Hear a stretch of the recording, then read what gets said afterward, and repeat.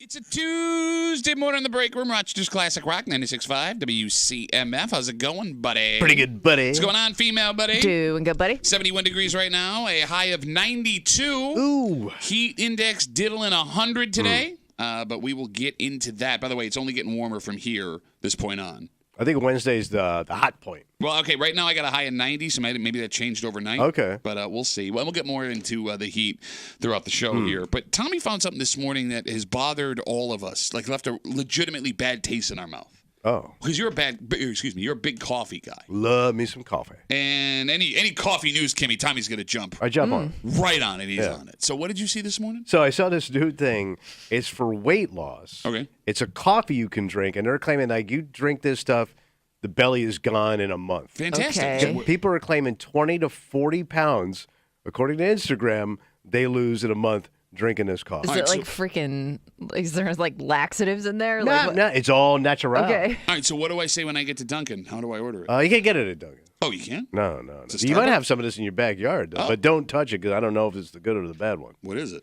It is mushroom coffee. Oh, I've heard of this. It's but I ground up mushrooms that you would just pour Okay. hot water over. All right. This sounds more like tea. Yeah. Sounds more like dirt So, and but they're ass mixed together. still calling it coffee. They're calling it mushroom coffee. Okay. It looks disgusting. 252 WCMF 252-9263. Kimmy, you said that you've heard of this before? For some reason, I don't know if I've heard somebody talking about it or I've seen it in an ad, but I have heard of mushroom coffee. I love mushrooms. I love mushrooms on the grill. But you remember when I bought that mushroom jerky? Yeah. Yes. And it sucked. God, was You're it telling horrible. me just eating dried out mushrooms wasn't It was like delicious? chewing on the ground. Yeah, man. It's dried out mushrooms. I know, but I like the mushroom. Apparently not enough. You're not a mushroom guy. I love mushrooms. Oh, yeah. Yeah, I'll eat mushrooms all day. Me too. But I think natural mushroom. That's it, in its purest form. The purest form of mushroom. Yeah, looking like a little toadstool. Do mushrooms like have caffeine? Like, how does that work? How does that give you energy? I don't think it freaking works, man. I think Oh. this jive. Can you Google? I mean, Google. Is there something you'd be willing to try though? It doesn't work, man. You're not I gonna would lose. try it. You think you're gonna drink something? You're gonna lose Not 40 even to lose the pounds weight. in I'm a just month? curious. I think how much weight did you lose? 100 pounds? Yeah, about 100 pounds. Think how hard you had to work to do that. Well, I eat a lot of mushrooms, that's for sure. Yeah, you never stopped. I remember the sacks of them you bring in here and sit on. No, I It don't work, man. what if it does? What if it does work? And you can get Then rid it's of a $1 billion industry if yeah. it works. And we're just figuring it out. You get rid of your little boobies. You don't even have to like shoot the belly with that stick thing. Shoot the belly with the stick. With the Ozempic, whatever the hell it Ozempic, is. yes, Yeah. yes. Compared to regular coffee, a cup of mushroom coffee contains about half the amount of caffeine. Mushrooms have caffeine? So it says it's a good alternative for Oh, they're people up all trying to night. limit caffeine intake. That's a good joke. Screw you. Boo. That's one of the best mushroom bitch you'll ever hear. I'm not going to argue with that. It's a great mushroom joke. Oh, but What? it says there is some evidence that the extracts used in mushroom coffee can be hard on digestion. That sounds terrible. So for it sounds your like it morning. gives you the trots. Okay. And you're just squirting out your weight. Ugh. But I've never had that experience with mushrooms otherwise. Like, I've never Right. eaten a mushroom pizza and gotten Yeah, like, but you've only eaten, if you take like a bunch Yeah, of you're them, not- ground them down, you're getting like a ton of mushrooms in one I love drink. I love how you see one post on Instagram and now you're an expert on mushroom coffee. I figured it out. Well, Kimmy's the I one just that figured out the mushroom game, baby. You know, it is weird how people, it's been like the last 15 years, but people have started using coffee as their way to kickstart their diet because Right. we got the mushroom coffee here. Do you guys remember the whole bulletproof coffee phenomenon? Was that the butter in the coffee? Stick of butter in the coffee. Blech. It just sounds gross. Yeah, it does. You don't remember that? How do you lose Yeah. weight? I don't know. People swore by it. Like, so Did, Mike, did anybody who tried that stick with it to this point? so Mike Danger, Yeah. you can hear him with us on Fridays. He hosts the sports bar on 95.7 The Fan down the hallway from us here. He was a big bulletproof coffee. So you put butter in your coffee. Yeah. A stick of butter. So what does whole it do? Make stick. it go to the bathroom more? I don't know. I never asked, but Because, I mean, coffee will make you go. Yeah. Well, isn't that the caffeine? I don't know what it is, but it is weird. Like, you drink coffee and all of a sudden, man, you've got an ass bomb brewing. yeah. You just do, man. But I don't know how eating a stick of butter every It can't morning- work, man. Think of the calories you're consuming and the fat. Bro, he did it for like 3 years. No exaggeration. And we would call him on I mean, he's not a fat guy. No, I don't know. I mean, maybe there's like it's one of those weird things like Atkins, right? Where you could eat all this fat stuff and you lost weight because I don't know. I don't know what the deal is. I mean, maybe Kimmy's right where it just makes your, sphincter like a Slide. luge. Yeah. Yeah. The sphincter slide. Worst 90s dance of all time. You can't do it. Ugh. Woogie, woogie, woogie. And I got to be careful of my age, man. Like what I put in my body. Okay. Because I don't have a tight ass muscle anymore. So like if I start Experiment at home. like on the job, because if I start losing it, I got to get to the pot like immediately. 252 WCMF. The story started. Kimmy, could you Google how bulletproof coffee helped you lose weight so we could figure it out? We're talking about Tommy stumbling upon mushroom coffee this morning. It's apparently a new fad diet. Folks, you said were claiming they lost 20 to 40 pounds in a month. This one guy said he lost 40. And by the way, they show him like big ass gut. Yeah. Now he's like jacked, ripped guy, and he did that in a month. And by the way, didn't even exercise. So then how are we not? I've spent all this time on the treadmill and doing ab crunches. And look at me. I just drink this and I'm an Adonis. So why are we not doing this? We should. 252 WCMF. Let's talk to Teddy. Hey, Teddy, how are you, buddy? Good morning. How are you? Good, man. What's up? Hey, listen. Have you ever heard a coffee luwak, which is the type of cat eating this coffee, and then they collect it, and then they sold for very expensive coffee? Yeah, so like there's basically cat dung in the coffee, and they charge you a fortune to drink it. So just to be clear, the cat eats the coffee. It goes through the digestive system of the coffee or You the got a cat, cat, and they yeah. pick the beans out of the cat's poop, And then, Teddy? and they charge you a fortune for it. Yes. Yeah, actually, there is one restaurant in Tampa, what they call it Burn Restaurant. They sell for $250 per cup. $250 a cup? Here's the worst That is part. correct. You drink it, then you hide behind the couch for the rest of the day.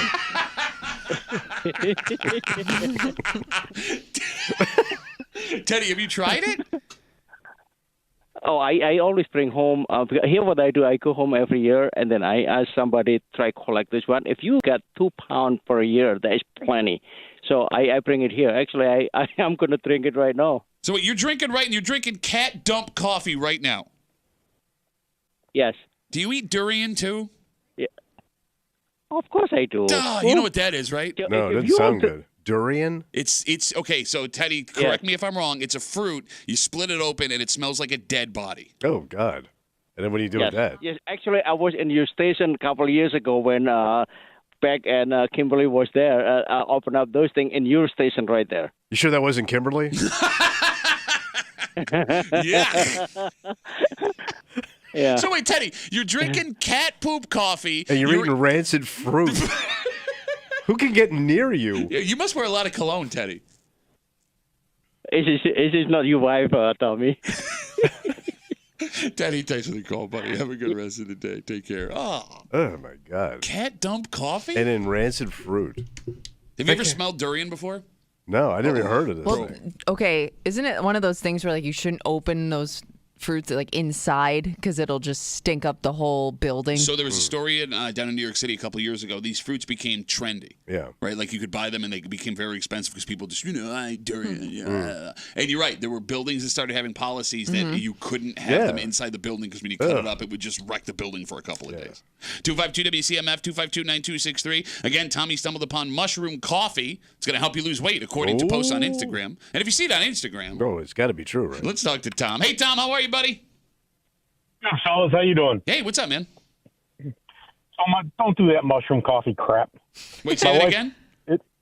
Don't do that mushroom coffee garbage. Okay, why?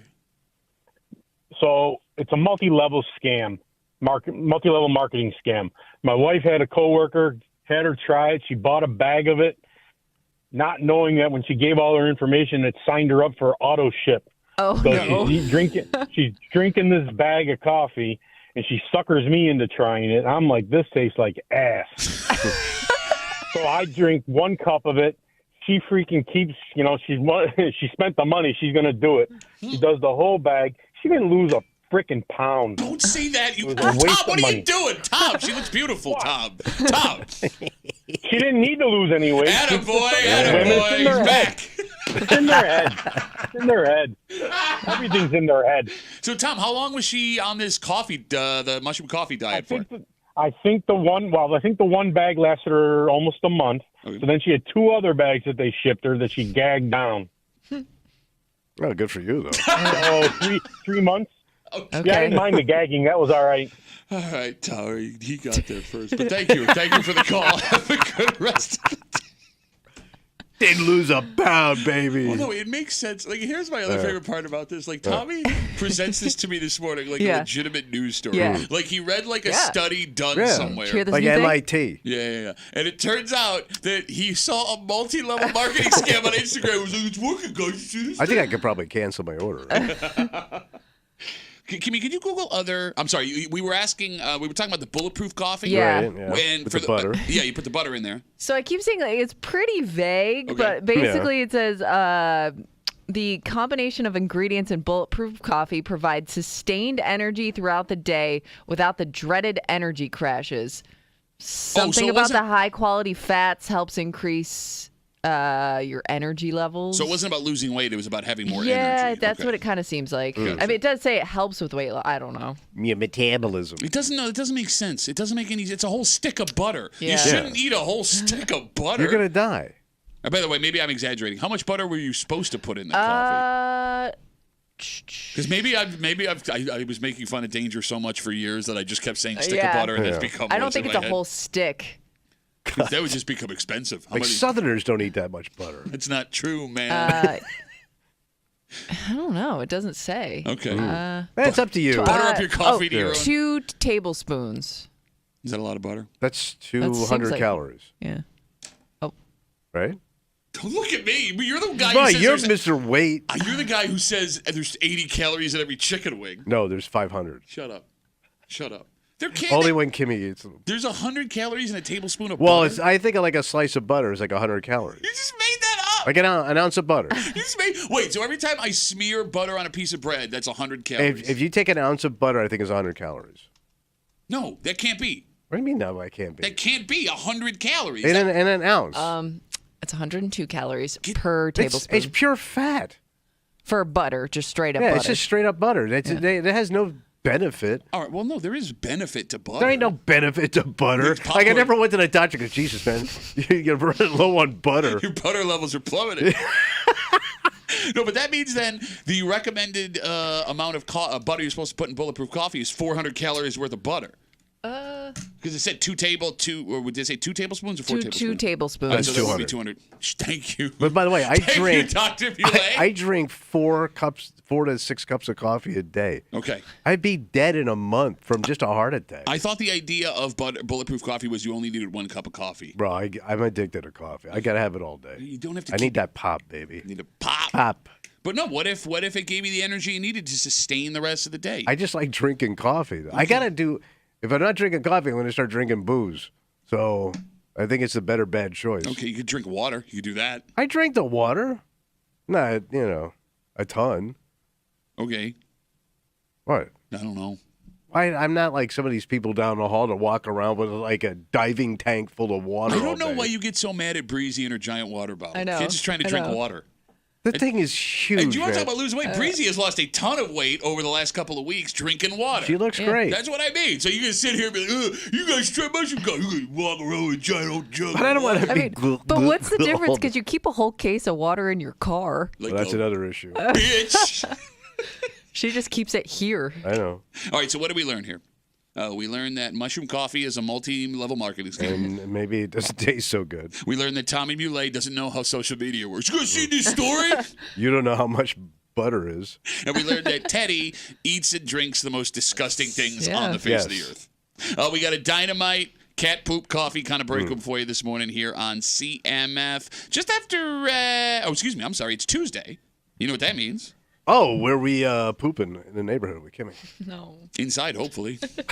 Kimmy's got her post on the neighborhood app. She's going to remove street names and town references. She's going to read it out loud. Everyone that can hear us, you're going to have to listen. Oh, you got to listen. That's right, because there are little clues in there. And because we know every stereotype about every town, neighborhood, village in the greater Rochester area, we're going to figure out where they whining We're going to do it just after 9, so set your phone alarm or stay with us the whole time. Enjoy. It's hot outside. Oh, it's terrible. We'll keep you cool. Mm-hmm. Yeah. Plus a whole bunch more. But first, Tommy. Yeah, whatever. Speaking of the heat, yesterday the news was just plastered with all kinds of stories about what you need to do to stay healthy while you're outside. Mm-hmm. And my tip is don't go outside, period. But some people don't have that luxury. Sure. And with all of these warnings and tips and looking out for you, someone in this room raised a very interesting question. Oh. Because if you're going to go balls to the walls, are you more likely to do it in weather like this or weather from 6 months ago? And we'll get to it next here in the break room on 96.5 WCMF.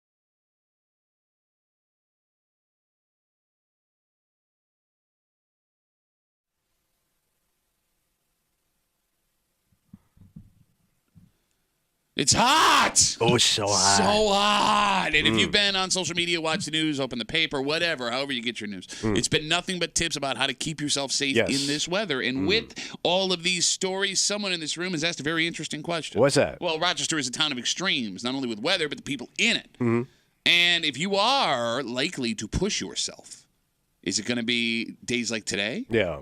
Or days like 6 months ago? Oh. You're hanging out in the break room, Rochester's Classic Rock 96.5. WCMF. Just after 6:45, there is a young man in some serious trouble this morning. What happened? Well, we'll explain why a coworker has an order of protection against him.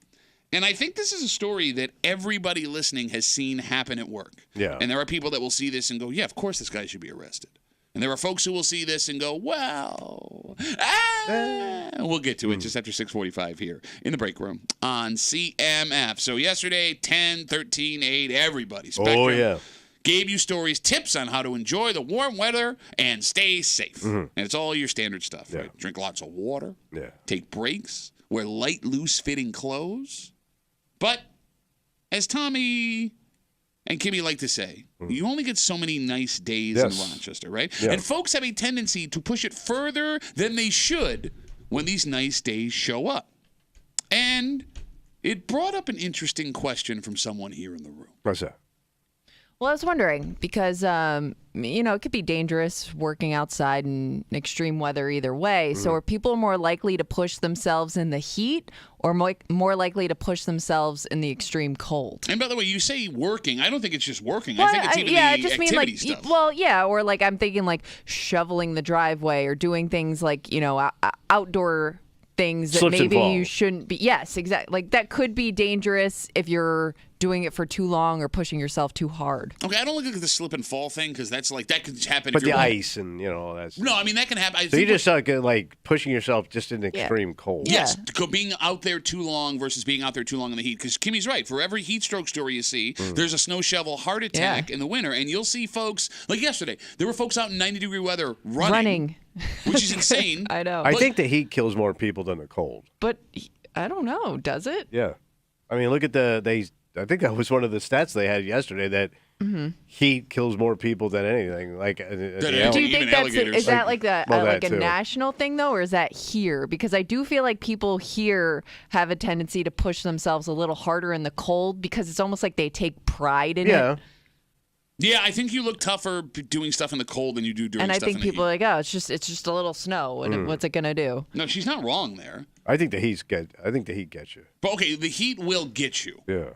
But what are you more likely to overdo? Push yourself. Yeah, overdo. Are you more likely to overdo the heat or the cold? 252-WCMF, 252-9263. And for you, it's got to be the heat because your wife has you on restriction. Yeah. But I think most people are so dying to get outside and enjoy the good weather that you're going to stay out in it longer and push it too far. Yeah. Yeah, that than makes the sense. cold. Yeah. Because, nobody's dying to get out and shovel snow. No, but I mean, you may be dying to get outside, take a walk, work in the yard, take the dog out, play golf, play tennis. Okay. Do you do your pickling? No, but like, pickleball?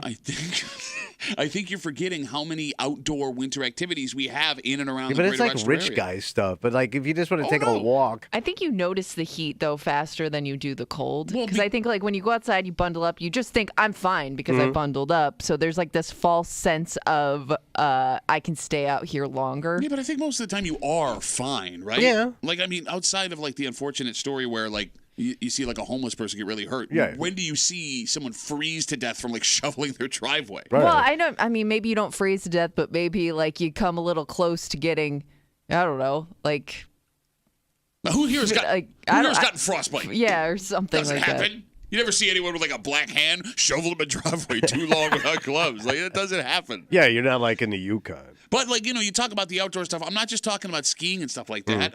They have the Rock Winter Village downtown. Okay. Folks love going out and doing that. You and I both get dragged to the Dickens Christmas in Skinny Atlas every year. That's thousands of people walking around out in the freezing cold. So but you're kind of in and out. Well, yeah, if you're a sissy, I'm an outdoor man the whole time. Oh, you really stick to the Dickens tradition. Well, I mean, look, man. Do I want to go walk through an antique store and a high-end perfumery? Yes, if it's got heat. 252-WCMF, 252-9263. I mean, yard work has to be what makes the summertime the most dangerous. Yeah. because you're going to push through. Mm-hmm. Is that a toughness thing, folks, that decide I'm still going to get all the stuff done I have I'm to getting get a done? good workout in. Well, I think it's what people think. I'm sweating it out. okay. Burning it off. All right. Burning off the flub and the chub. But, like, if it is a toughness thing, right, you don't want your spouse or your kids or neighbors to see you backing down in the heat. It's pretty stupid. Oh. Because I don't think anyone's noticing. You're going to find Grandpa in the rose garden. Well, that's just it. Twitching. 252 WCMF, 252-9263. Let's talk to Mike. Hey, Mikey, how are you, buddy? Hey, I'm doing good. How are you guys? Good, man. What's up? Good. Oh, just sweating my cayunes off right now. Okay. I am in my foundry right now, melting aluminum. Oh, but other than that. Pouring it into, yeah, you talk about extremes. I've been here since 5, and I'm probably going to be out of the doors by 10 o'clock. So you're getting out before it gets too hot? It's hot already. So you're big old sissy is what you say. Big old aluminum sissy Mike. All right. Stop by my shop someday. I'm just kidding. No, that sounds like hell for me, too. So, Mike, do you push too hard? Are you more of a heat pusher or a cold pusher? I guess heat, because I do it every day. I melt aluminum, and I pour it in the molds that I make, and I make parts for machinery, artists, the Navy, whatever.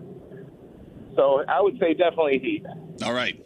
He's a heat guy. Yeah, definitely. And I remember one summer, probably back in the 90s, where it was over 90 degrees for, I think, 20-plus days in August.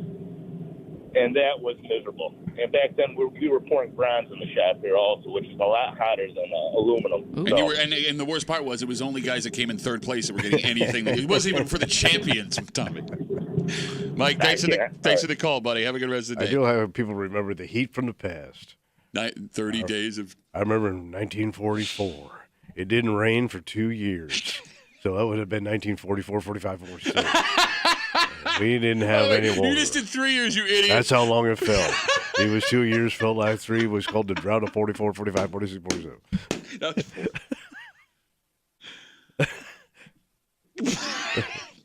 252 WCMF. Excuse me. Kimmy brings up a good question with all these stories yesterday about staying safe in the heat, right? Are we more likely in Rochester to push it too far in the heat outside or in the cold outside? Christine's on CMF. Hey, Christine, how are you? Good, guys. How are you? Good. What do you got? The summer's the worst. Then winter. Okay, you're already out of breath. I mean, Yeah, it's a phone call. why do you say that? Well, I was drinking a good cup of coffee I made, so sorry. Okay, no, you're fine. In the wintertime, you feel your numbness when you're getting too cold. When you're out in the summertime, not saying any names, but when you're out watching kids' sports, your skin starts to toast, but it feels good. And you're like, oh, this is nice and warm, until the next day you look like you are charbroiled. Then that's where I think summer is the worst, because it feels good to be warm until you look at your skin the day after. Okay, I hear. See, I don't have that problem, Christine. I have another problem. Thank you for the call. I really appreciate it. My wife's a dermatologist. Yeah. So I will never get sunburn. Yeah. That will not happen. However, it is a 10-minute preparation period for Of any smearing? moment. Yes, I have to step outside.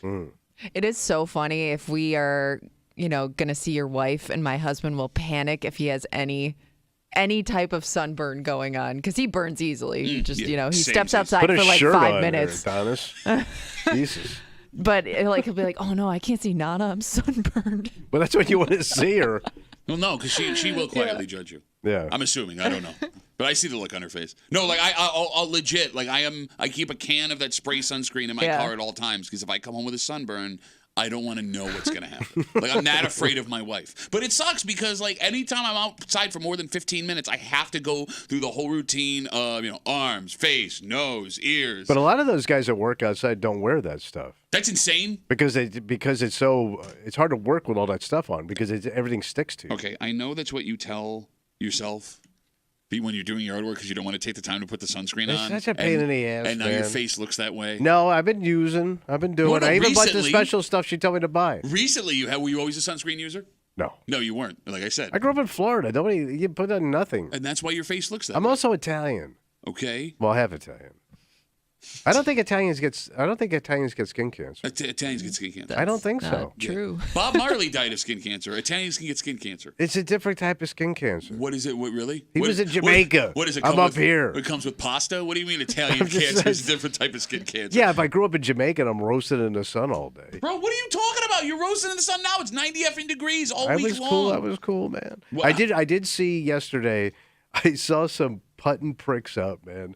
And I know they're dying because they look my age and they're golfing. When you say putt, no, golfers. They're golfing, putting pricks. And they're out there, and I know these guys are dying. But, they got to get it in. They got to get 18 in. Well, it could be that. It could also be, weeknights are usually league nights. Yeah, but this is days. Oh, okay. Yeah, that's stupid. And these cats are like my age because they're golfing in the middle of the day, high end. That could also be a league. The retired leagues in the middle of the day. I don't know. But that's got to be dangerous. Yeah. Because you're out, if you golf, you're out for at least 4 hours. And unless you're sitting in the cart, you're out exposed to the sun. Right, you're also boozing. I don't know, man. These old cats, they're boozing.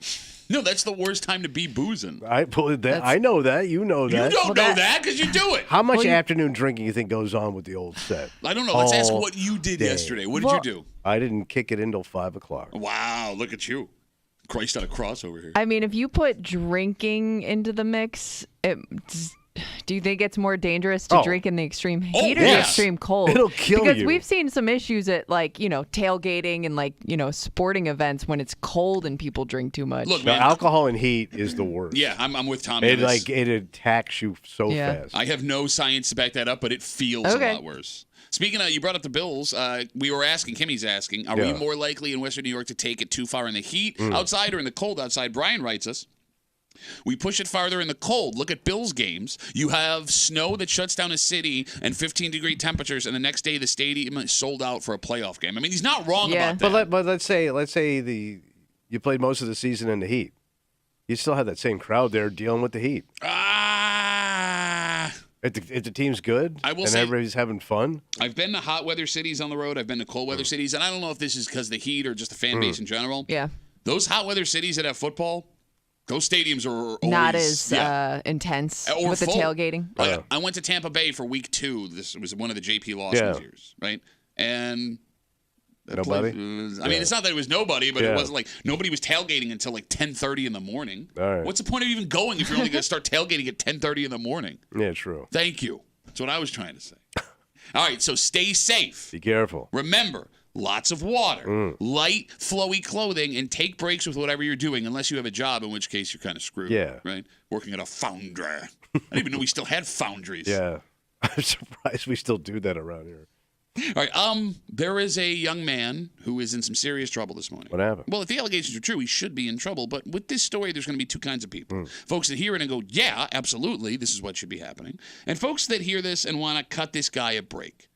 Because there's a decent number of men who may have been in this position before. Oh. And everybody listening has seen this happen at a job they've had. And we'll get into it next here in the break room on 96.5 WCMF.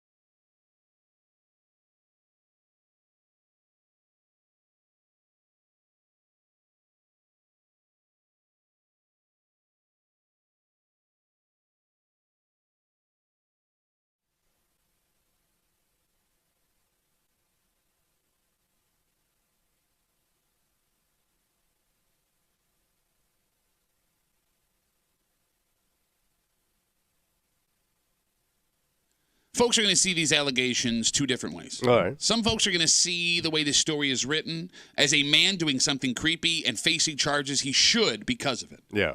Others, however, could see this as a simple misunderstanding. Misinterpreted. Yeah, a man who wasn't going to take no for an answer.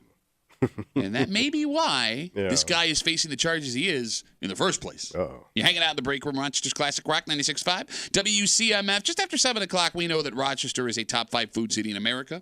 Oh, yeah. We also know that how a restaurant looks has nothing to do with whether or not that restaurant will be successful. Yeah. Right? I mean, like some of the greasiest hole-in-the-wall places have been open for 100 years. Yeah. Fancy, shiny, 5-star places, they close within months. Even with that being said, when the place is not an actual restaurant, What the hell is it? and you've got no connection to it, you rolling the dice? Oh. We'll get to it just after 7 o'clock here in the break room on CMF. A 21-year-old man from just east of us has been arrested and charged with stalking. Stalking? But it's not the stalking the way you're thinking, Tom. Well, usually it's like you're checking out a chick. Well, no, that's what Like that you're is, peeking. but not. Yeah. Okay, let me explain. Authorities say the 21-year-old man met this victim through work. At first, he was accused of going to work on his days off and waiting for her to come off her shift. Oh, man, bro. Authorities say he was told to stop doing that. Yeah. He apparently did not listen, but that's not the only alleged issue. Authorities also say the 21-year-old started going by the victim's home multiple times. This is the playbook. Police say the actions caused the victim concern and fear, which led to the call to police. Sure. Not only was he hit with the stalking charges, an order of protection was issued on behalf of the victim, and he has a court date upcoming. And you said the playbook. Stories like this are the most complicated of the stalking stories, because if the allegations are true, what he did is obviously against the law. Yeah. But Tom, you see this story. 21-year-old kid. Yeah. Woman that he works with. What's the impression he got from her? He's got a crush on the woman. He's pining for it. Yeah, when I was a kid, Tommy, I was told, everybody told me, every no gets you one step closer to a yes. Yeah, they probably shouldn't have told us that. No, absolutely shouldn't have told us that. But I've known guys that have pulled this move. Uh-huh. Like to this extent? Not to this extent, but, you know. Like showed up. But it could have been interpreted that way. I mean, the chick knew that they were doing it. Okay. And I said, all right, I'll stop. You know. Folks, please, feel good. Try. No, but we've all known guys, and we've all done it. We've all checked on people that we've had. Not back to that that up. extent. Are you going to tell me you never went to see what she was doing or what was happening? Like drove by her house or something? Well, like a drive-by after a breakup is one thing. That's checking it out. I mean, And when she you went say it nothing- out loud, you're right. Maybe it's common, but when you say it out loud, it sounds a little creepy. Yeah, because you obviously know she wanted nothing to do with you, but you still drove by Or to like see. if you think she's seeing somebody else, What's you're looking up? for that car in the driveway. That's stalking somebody. Okay. Whether it was once or 5 times, she don't know that, how many times you've been. I mean, she might see you once thinking, man, is he doing this every day? Okay, but I will say this. What? It kind of sounds like you're defending what this kid's accused of. I'm not. I don't know this kid, but it could be a little bit more. The answer is no. The answer you should have said out loud I don't know what immediately. this young man's going through, and he may be. Well, wait a minute. This seems a bit extreme. Why does it matter? He's obsessive. Why does it matter what he's going through? Yeah. She's scared. Yeah. But he doesn't have a right to his feelings. You don't know when you're Not- following someone not else like around. this. Are you out of your mind? I'd like to go back to the state versus. The reason I made that noise is because I cannot believe you would have that take. I'm not encouraging anybody to do this, but things happen. I Young know, man. and you can't say but. You can't say but after that, and you can't say things happen. I Because won't if you say- were I'm not- murdered all right. in the street, I could go things happen. I'm not going to say but Okay. I just think boys overreact to things. And that he's going to be harmful or anything. He's just going through a thing. You don't know this kid. I don't, and neither do you.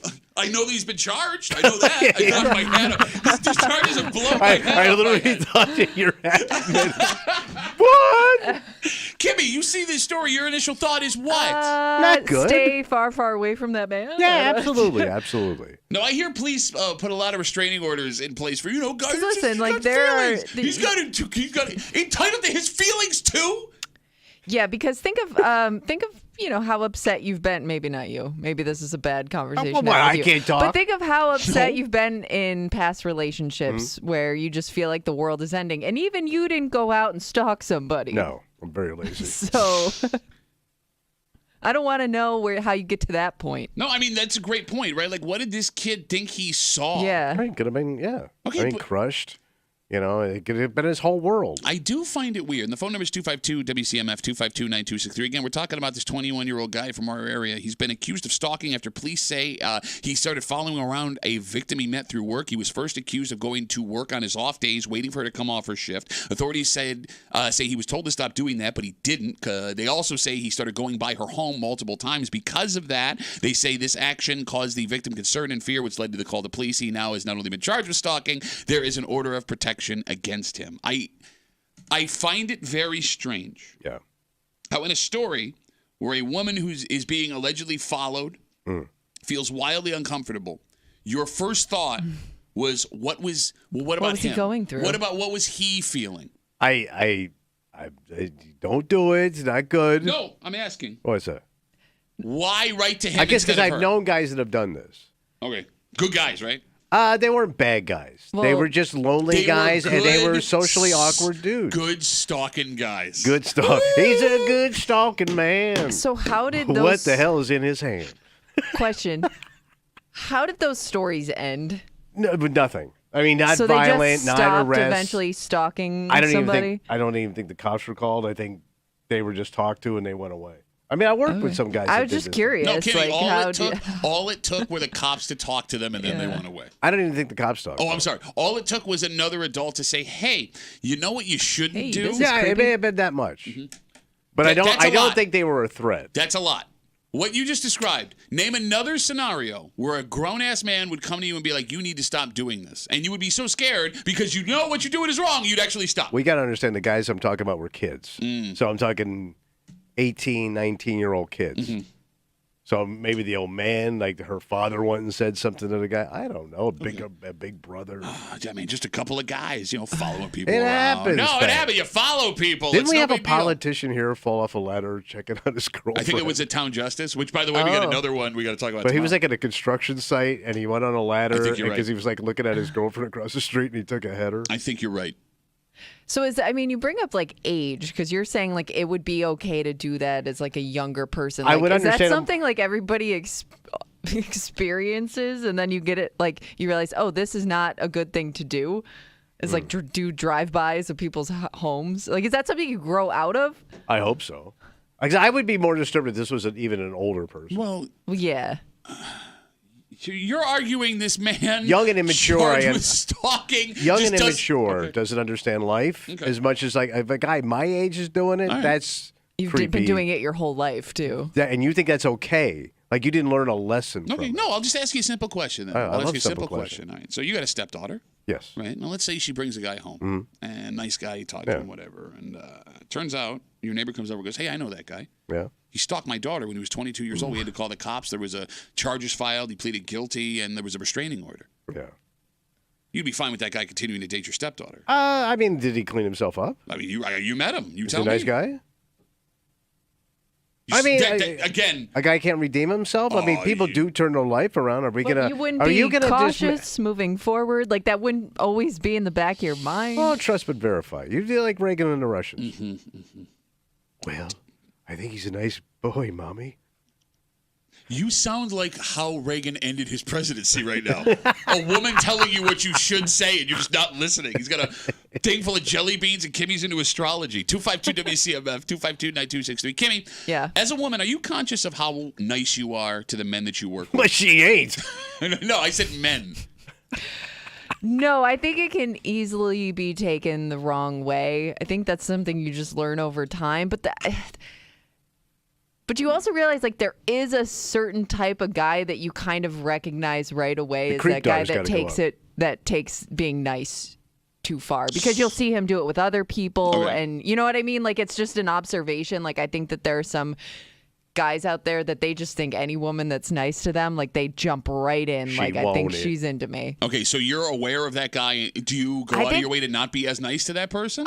Just keep them more at a distance for sure. Like I'm not gonna be like overly friendly. I will probably skip out. Like if it's somebody, let's say it's a coworker, like I probably will avoid seeing them outside of work just Okay. because like I know what they're thinking.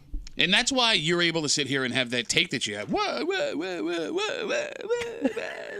Because you and I and every guy listening don't ever have to think about what Kimmy just described. Why, yeah, women always have to be on high alert all the time. No, but it's not even anything you considered, because it's not just about being on high alert. You and I can walk into our studios and our offices and whatever, and we can be as nice and jokey joke and funny and whatever to every single woman here. And there will not be a single negative repercussion for us down the road. True.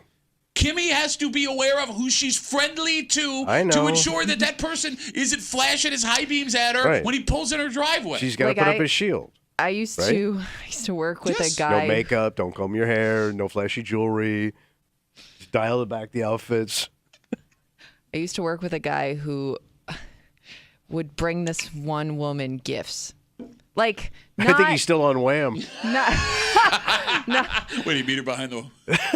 Not even Horse just, bar. not like anything fancy, but every now and then it'd be like, hey, you know what? I noticed that you like that kind of candy bar. Ooh. Like, you know what I mean? Like, it would be like candy bar. little things here and there. And like, eventually, like, I think this woman was like, okay, no, thank you. Like, she had to like start almost being mean to him because he wasn't taking the hint. Wait a minute. You jumping ship? Here comes a, no, that, yes, man, no, that. You were just defending that guy. Yeah, but candy bar boy? What does that mean? No, I wouldn't. It's less creepy for a candy bar to show up than the guy to follow somebody home to show up on her day off. It may start with the candy bar. Okay. You know, it might be a gateway stalking thing. It's so weird where you draw the line, where this kid who is facing charges. I know. Right? You're, no big deal. I didn't say no big deal. No, you did. You did. I just said there's two sides to every story. Yes, there are. And maybe his motivations wasn't as harsh as what he's being charged with. Oh, what? In his heart. She kept and losing we'll never know necklace. what the heart was. Shut up, man. Shut up. Like, you talk so much crap. If your wife was in this room, you would not be saying a single word you're saying right now. And, like, here's the thing, man. I also know the type of people who you're describing. There were scumbags. You were hanging with them, too. Yeah, they were scumbags. That's why I asked you, you where still they kept ended up. drinking the drinks. Massive scumbags. Not massive scumbag. Medium scum. At A best. medium level of jerk. Yeah, he's got like grade A scum. No. It is just weird. Again, talking about this 21-year-old guy arrested for stalking after police say he was going to work to see a coworker when he wasn't working, but she was, waited outside for her. They told him to stop that. Apparently he didn't. Police also say that he was going to her house. Issued order of protection, charged with stalking, blah, blah, blah, blah, blah. The older we get, the more insane it is, the slack that we were given as guys growing up. Right? This idea of every no gets you closer to a yes. I mean, my generation especially. It was the Wild West. Right? Like how it's there funny. were no restrictions. Yeah, I see these older cats that are in like their 50s, 60s, and 70s talk about raising daughters and how stressful it was and everything like that. And look, don't get me wrong, I'm stressed out, but I always look at them and be like, you're being a little dramatic. But I'm raising daughters in a much different time. Like, they had to be aware of, like, guys like this potentially existing. Not only that, nothing's going to happen if something goes wrong, right? He's just a boy being a boy. The benefit of the doubt always went to the dude. Yeah, you're right. I mean, thank God that I don't have to deal with that situation with my daughters, right? True. At least things are changing a little bit. But, I mean, Kimmy, that's a world you kind of grew up in, too. Yeah, in a way. Like, I just think, like, there are just some guys who are just, like... I don't know who gave them advice, but it's... Their fathers. But it was almost like it wasn't even just embarrassing the way they'd, the way women felt about them. Like, they made other guys feel uncomfortable, too, with the way they'd be in front of people, That's what's so funny about Tommy's hot take here. Yeah, man, if we worked with that guy, because we have worked with guys like that, you think that you don't want to be in that room. Exactly, and you tell Kimmy you stay away from that man. You do not go near that man. But now, hey, I got matching turquoise shoes and shirt today. I'm super cool. Check me out, guys. You look like a Native American piece of jewelry. Well, thank you. You're welcome. That's the original jewelry, bro. The original jewelry. Yeah. Let's take a break. All right. Rochester loves its food. Oh, yeah. And you don't have to go to some kind of fancy restaurant to find a successful place with delicious stuff to eat. With that being said, we are now in prime food fundraiser season. Oh, fundraiser. And I was under the impression that you only went to stuff like this if you had a connection to that thing that needed organization. Money. Yeah. Apparently, I'm the only one in my family that thinks that way. And we'll get to it next here in the break room on 96.5 WCMF.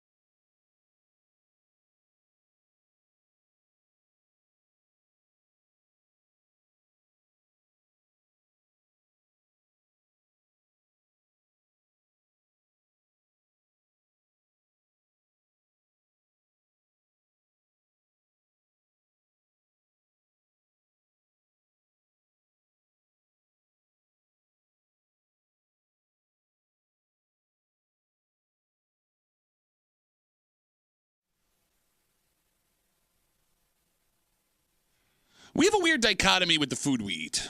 Like how? Hypocrisy. All right, we'll get weird if we walk into a restaurant and you see some things that are dirty. Yeah. Right? Like everyone's had that experience.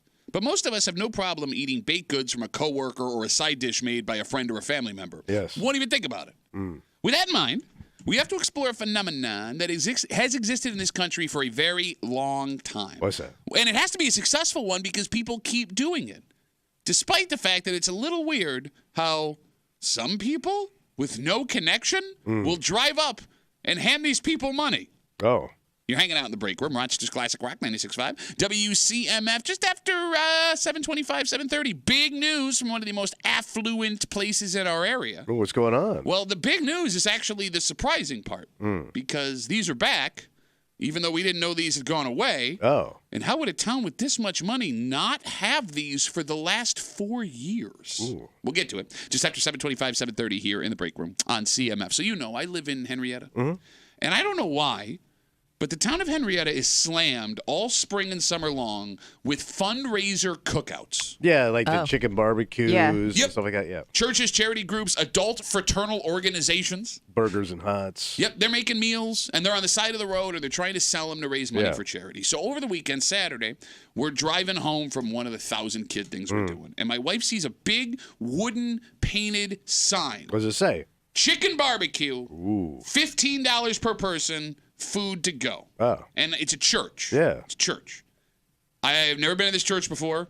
I don't even think I've noticed this church until my wife pointed out the sign. And my wife gets all excited. Yeah. And she's like, we haven't had chicken barbecue in a long time. Let's go get lunch. Let's go get lunch there. It's going to be hot off the grill, bro. Right there. Now, again, we have no affiliation with the church. I don't know anyone that goes to that church. Yeah, but all the chicken's been blessed. Yet my wife trusts these people enough where she wants to give them money Yes. for chicken they're cooking outside on the grill.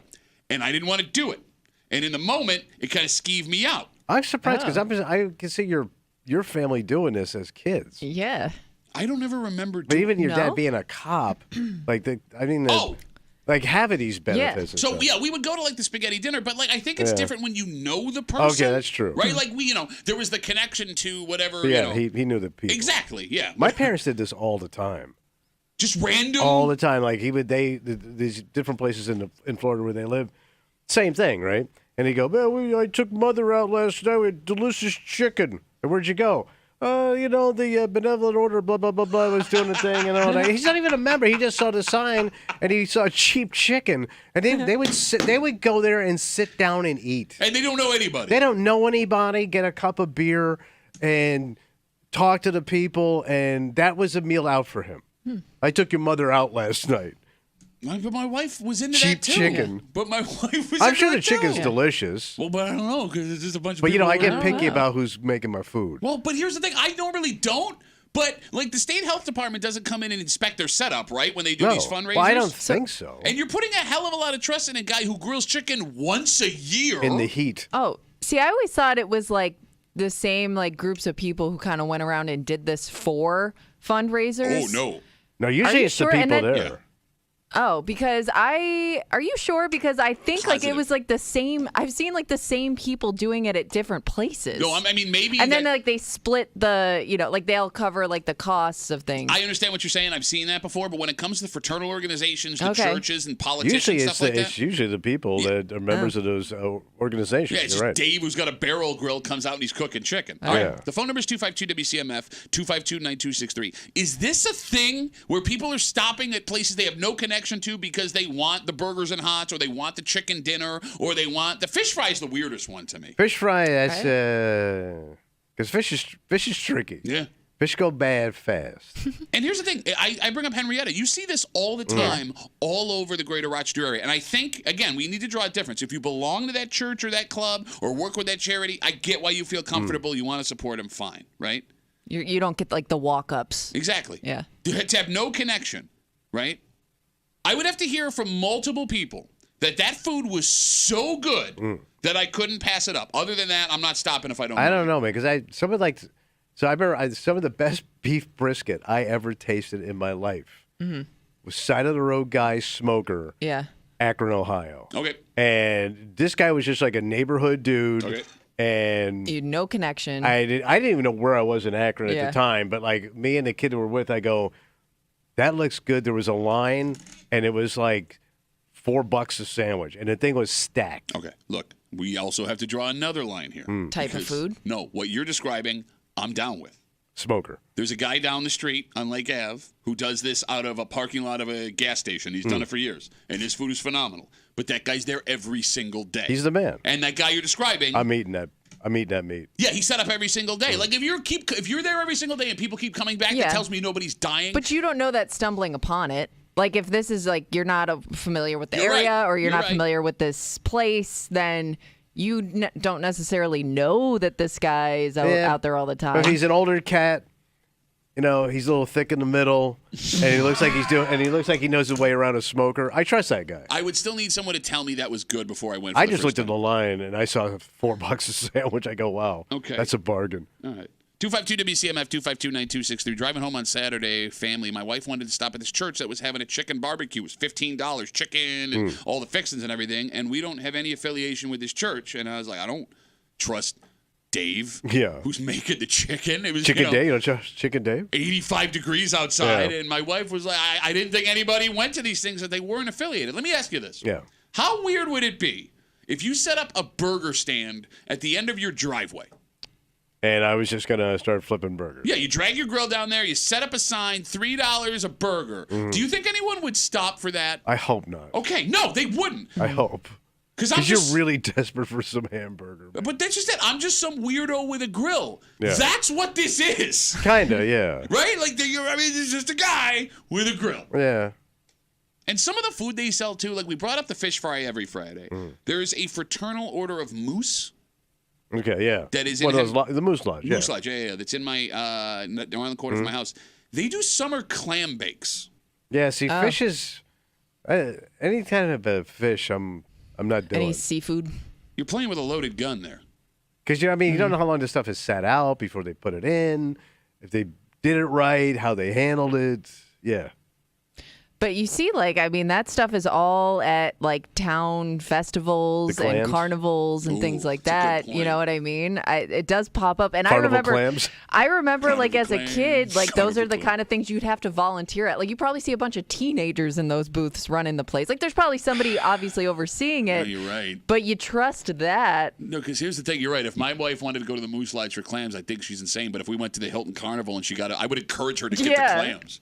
What's a why? I don't really know who's in charge It of looks all a little that. bit more established, maybe, No, it even though doesn't. it's Have you not. seen it? Like I said, there's it's a bunch of traveling clams. 16-year-olds handing it to you. No, Yeah. it's not even traveling clams. No, but I It's- mean, like a carnival, they just roll through town. It's not with the carnival. Oh. Like these are like locals that are like making and selling the Oh, clams. I ain't It's touching the that clam. Yeah, like sometimes it's fundraising tents and things like I that. don't want no punk ass clam. Am I thinking of Hilton? Do they sell them there, or was it Spencer? Well, no. I'm Well, I trying to think remember of which one it was. what I'm thinking of is like the Apple Fest. They would have Oh, this right. kind of stuff. I'm sure that they have it at other town festivals too. But that's where I really remember. Like we used to have to volunteer at stuff like that for sports. Maybe it was Spencerport, right? Where there would be a line out the door for you're right, a bunch of teenage kids Yeah. cooking clams. Yeah.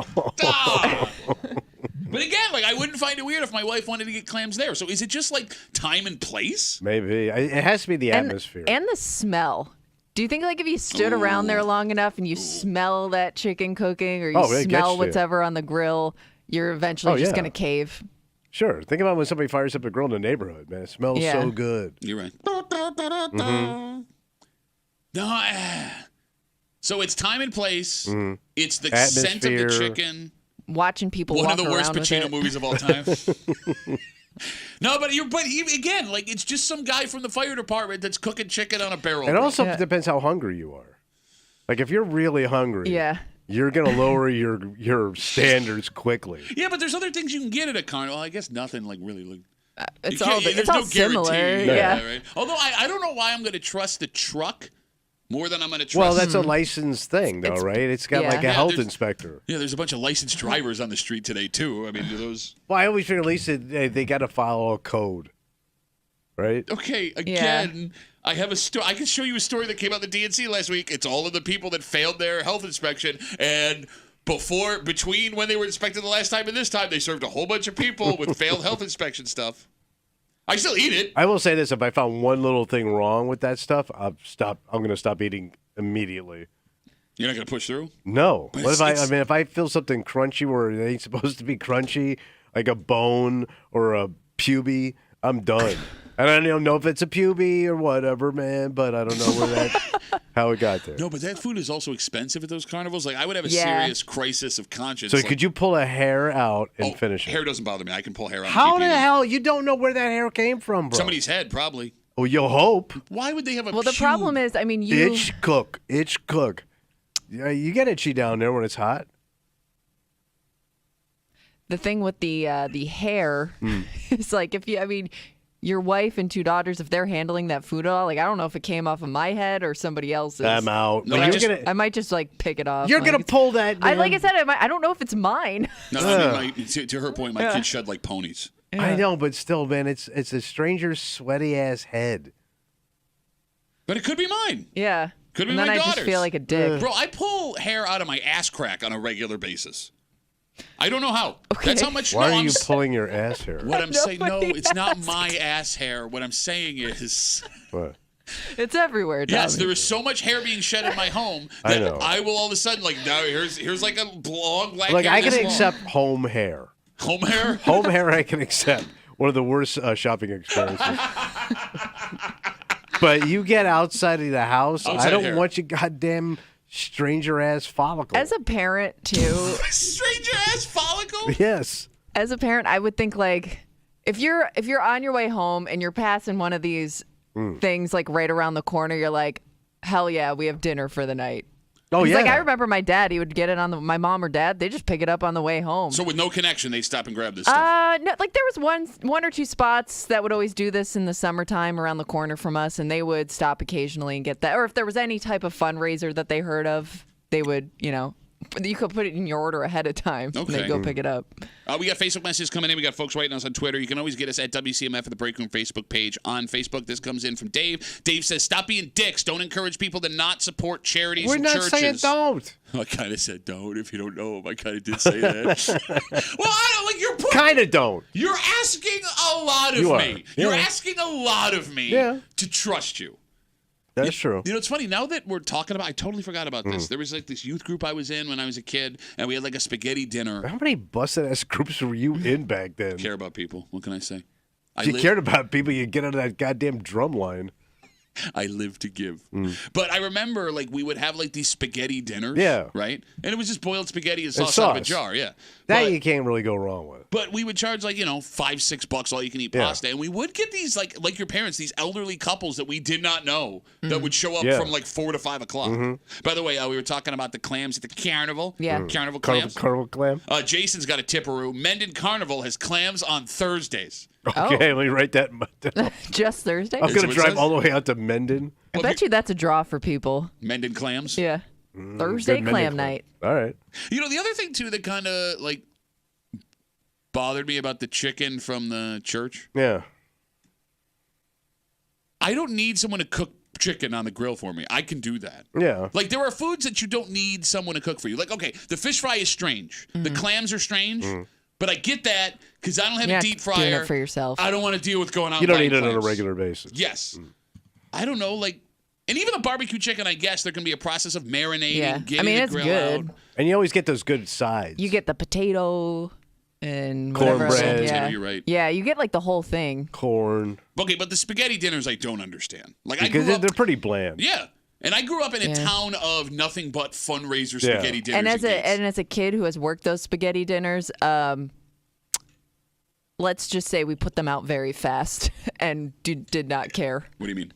It was kind of like one of those things where like nobody's watching us, so I don't know how like healthy it was sometimes. It would sit out cold for a while. Okay, well, how are you going to get food poisoning from spaghetti? No, I'm not saying food poisoning, But it's not, not put it this way, enjoyable. it's not going to be the best spaghetti and meatballs you've ever had. I don't think you're expecting good spaghetti and meatballs, although to your point, we got more Facebook messages coming in. You can always get us at WCMF or the Break Room Facebook page. Rick writes us, I went to one of those fundraiser chicken dinners in Chilai, brought it home, took a bite. It was terrible. I went back and got my money back. That's a dick. Yeah. You drove all the way back. What a dick. It's a charity, man. Yeah, I want my money back. How much would you have to spend? I ain't doing it. You're not going back? Nope.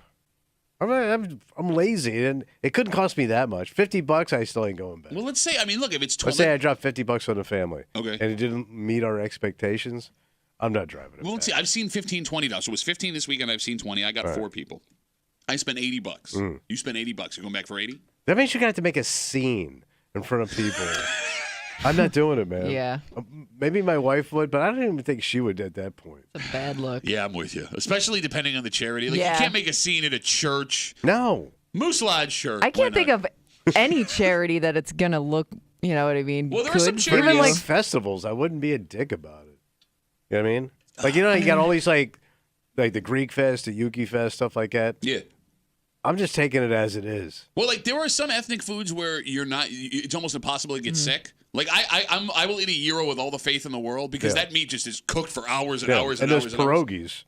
Oh God, for the Ukrainian Fest, those are the best things I've ever tasted. Man. Yeah, no, you're not wrong. And those are handmade by people that are just part of, like, I think their church or the organization. Now I'm starting to go south again. Why? Yeah. Oh, you just have some old Ukrainian lady making pierogies. But that's what I want. But Something it's the she's made her same- whole life. But wait a minute, it's the same thing we're describing. No, Yeah. it's not.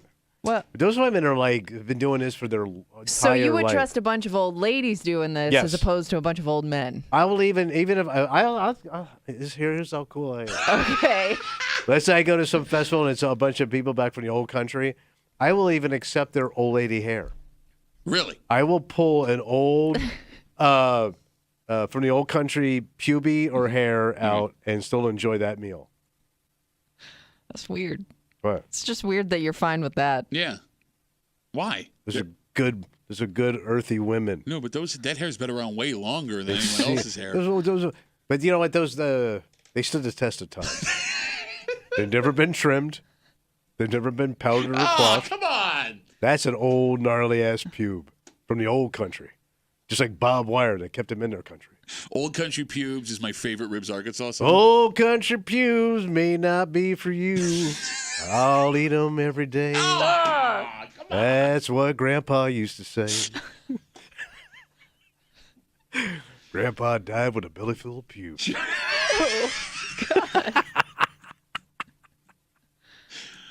Let's take a break. You know, as we talk about summer stuff and the cookouts and the fundraising and everything, yeah. This town is the quintessential summer town in the greater Rochester area. And this year, something's coming back. But you didn't know it was gone? No, because why would a town like this, with all the money that they have and all the people they have coming out as tourists, not have this? Why would they have gone away for 4 years? And if it's what we think it is, you cheap-ass, bitch-ass bastards. Next here in the break room on CMF.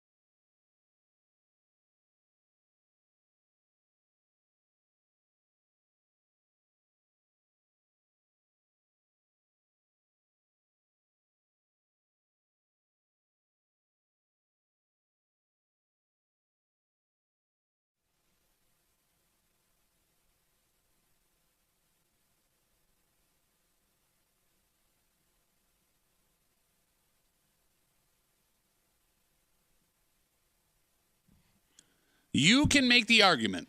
The mark of a community is how well they do their fireworks show. Yeah. So you'd think this place above all others with their location and the income of the folks that show up there would knock this out of the park. Yeah. What if I told you they hadn't? What if I told you this place of all places weren't setting off fireworks for the 4th of July at all? Did anybody not know this? Well, I'm sure the people that looked up in the sky didn't. Oh, yeah. Did. You're hanging out at the break room, Rochester's Classic Rock 96.5, WCMF. You can hear our sultry voices every day. Sure. But why not look at our beautiful faces? Ooh, wash our song. And Tommy's matching shoes, shirt, outfit today. Log on the Odyssey app, WCMF.com, YouTube, and Twitch. The live stream is up. It is cranking. You can get us on YouTube and Twitch at the Break Room WCMF. Our live chat is also up. Oh. And a very special treat for everybody. Our intern, Zach, he goes to SUNY Brockport. He's waving at the camera right now. He is on chatting with everybody. Zach, what is your impression of the degenerates on the live stream chat as you talk with them when you're in here? Oh, can we get a mic for Zach? I'm sorry, go ahead. Turn it up. There you go. They're great people. I'm glad to interact with them. It's a lot of fun to get to know people. Are you running for office? Are you running for president of the live stream chat? Is that what it sounds We like? don't lie. He lies. I'm Zach, not. you No, lie. I'm not lying. He's not lying. It's a lot of fun. He's an honest boy. All right, Yeah. listen. If you are on the live stream He's chat, an honest boy. Look, man. This kid, he's a good kid. He's a sweet kid. He's a straight shooter. He is. And I say this because do not corrupt this idiot. He's a good boy. He's a good boy. He's a good boy. Do not hurt this child if you're chatting with him. I said, do not hurt this young man. Yeah. If you're chatting with him on the live stream, again, check us out at the Break Room The Break Room WCMF on YouTube and Twitch, and Zach will answer all of your inner break room questions as the thumbs up. Be good to the boy. All right. All of that brought to you by our good friends at Three Heads Brewing. Three Heads Brewing, they love Zach. Yeah. Okay. Exciting news out of Canandaigua. There will be fireworks this 4th of July to celebrate the birth of America. Okay. So the town stopped it for a while? Well, that's just it. It turns out there has not been a fireworks display on the 4th of July weekend the last 4 years No in kidding. Canandaigua. So it says this year that the town and the city have reached an agreement to put on a show together. Did you do them like out on the lake on Is- a barge or something? Is that just because Why do you ask me That would be questions that I cool. don't have an answer Well, I think to? that's how they kind of do them on those lakes. I don't know. Oh, You could be I right. kind of maybe. I wonder if so many people do their own on Canandaigua Lake Okay. that like Yeah, but they those just are don't illegal. I understand, but that's why I wonder if You're they. illegal, Carrie. You're illegal Not fireworks. cool, You people. can't do that. But I wonder if that's why they never bothered doing it because everybody's kind of doing their own thing. All right, the phone number is 252-WCMF, 252-9263. Of all the places in the Yeah. greater Rochester area, you're telling me Canandaigua on the lake With with that beachfront right there. high-end residents, Yeah. Tommy. Yeah, the park's right there on the water. Why did they not have fireworks the last 4 years? I thought they 252? did like music and all that. Yeah, crap. it Same would make thing. sense. Now, based on the article, and I'm just taking a shot in the dark here on how it's written, it sounds like it could be financial. And the reason I say that, Are they busted? it says the town of Canandaigua this year will sponsor the fireworks show, while the city approaches local businesses to ask for donations, which is an really interesting way of funding your fireworks. Okay. Yeah. Hey, we already paid for this. Can I get some money? Yeah. No? Okay, great. It's already happening. Can I get some money? No? Okay, fine. Yeah, that is odd. Also strange in Canandaigua, this year's 4th of July fireworks celebration will not take place on the 4th of July.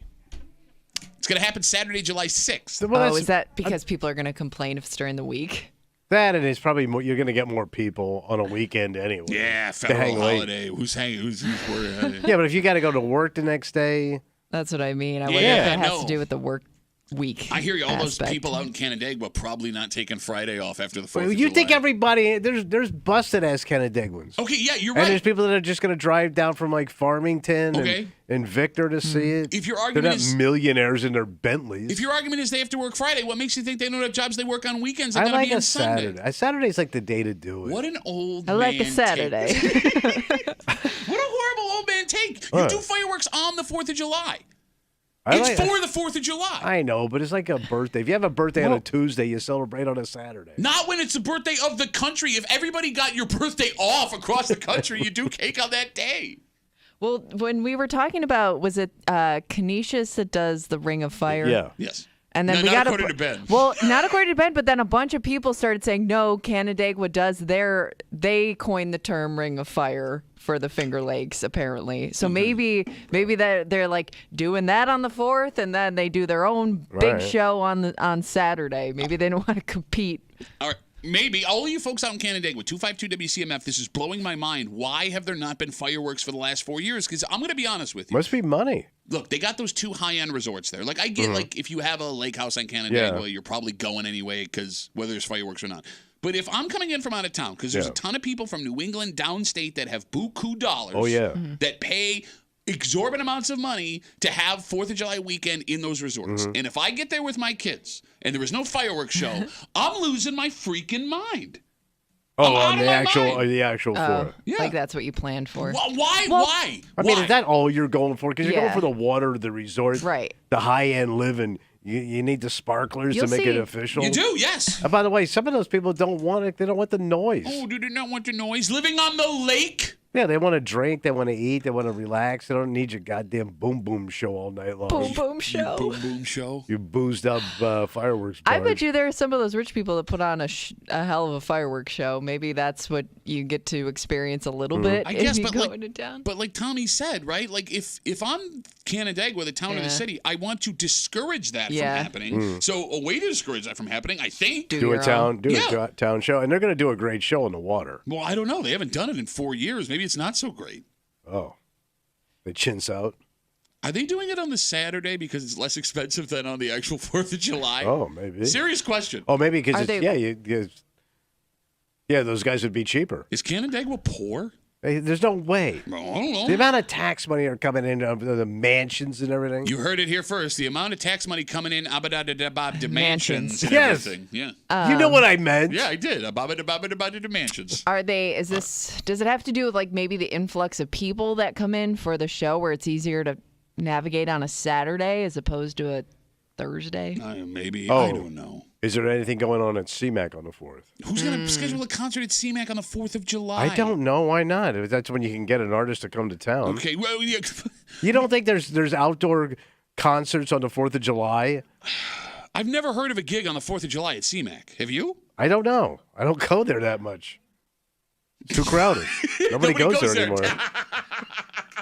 No, but if you had something going on at CMAC, maybe you would move it just because of the traffic. Okay, I guess. But no, people are still going to come down to the 4th on the 4th. Oh, I think that new that lady artist is going to be there. What's she called? Chesty Jackson. I was waiting for a fireworks show. I'm very disappointed. Oh, she bring the fireworks. 252 WCMF. All right, we're finally getting some people who right. say they know about why there haven't been 4th of July fireworks for the last 4 years in Canandaigua. John's on CMF. Hey, John. How are you, buddy? Doing good. How are you? Good, John. What do you got? Well, what I got for you is, one is the backup. Traffic always backs up so bad that the cops have to be everywhere. And the rich people definitely put a better show on than Canandaigua Lake. Okay, so you're saying the gridlock, they don't want the fireworks because of that, and that the... And rich people fire off their own illegal fireworks in the backyards of their high-end mansions. Makes sense. Yes, they do. I've been on a lake in a boat on 4th of July, and there's fireworks going off everywhere. Okay, so John, let me ask you a question. Are, like, these people that have these high-end fireworks shows in their high-end houses, do they have, like, licenses to do that, or does the town just look the other way? No, they just look the other way. They can't go to every house and stop it. I can Your ass guarantee you don't that, know. but- Just say I don't know if you don't know something, you won't fart. No, they just look the other way. That's what the town does. I do love that argument, too, John. You know, they can't stop at every house. They don't know where it's coming from. Maybe go to where the fireworks are exploding. There isn't that many mansions on that lake. Hey, guys, keep it down with the fireworks. We're going to get caught. All right. John, are you a Canandaiguian? Yeah, I live in Naples. I launch every weekend, about 10 minutes from the lake. Okay, so you don't want live in entertainment? Canandaigua. Well, he's on the lake, though. Bro, he's Naples. Okay, you ain't got nothing. You got Bro, no that's boat. a poor man's Canandaigua. You ain't even got That's a- farm Canandaigua, you Naples ass. Well, I'm right over on top of the lake, actually, and I'd rather sit there and watch the people come in and out. That's more of a show than it is the fireworks. He's not wrong about that. I got stuck one day watching the boat launch, and when they were coming off. Yeah. It's an amazing show. Yeah, it's very dangerous. John, thanks for the call, buddy. Have a good rest of the day. You too. All right, take care. We're slammed with Johns right now. Oh, your fantasy. Apparently, Johns know a lot about fireworks in Canada because John 2's on CMF. Hey, second John, how are you, buddy? Hey, good. How are you? Yeah, John's right, man.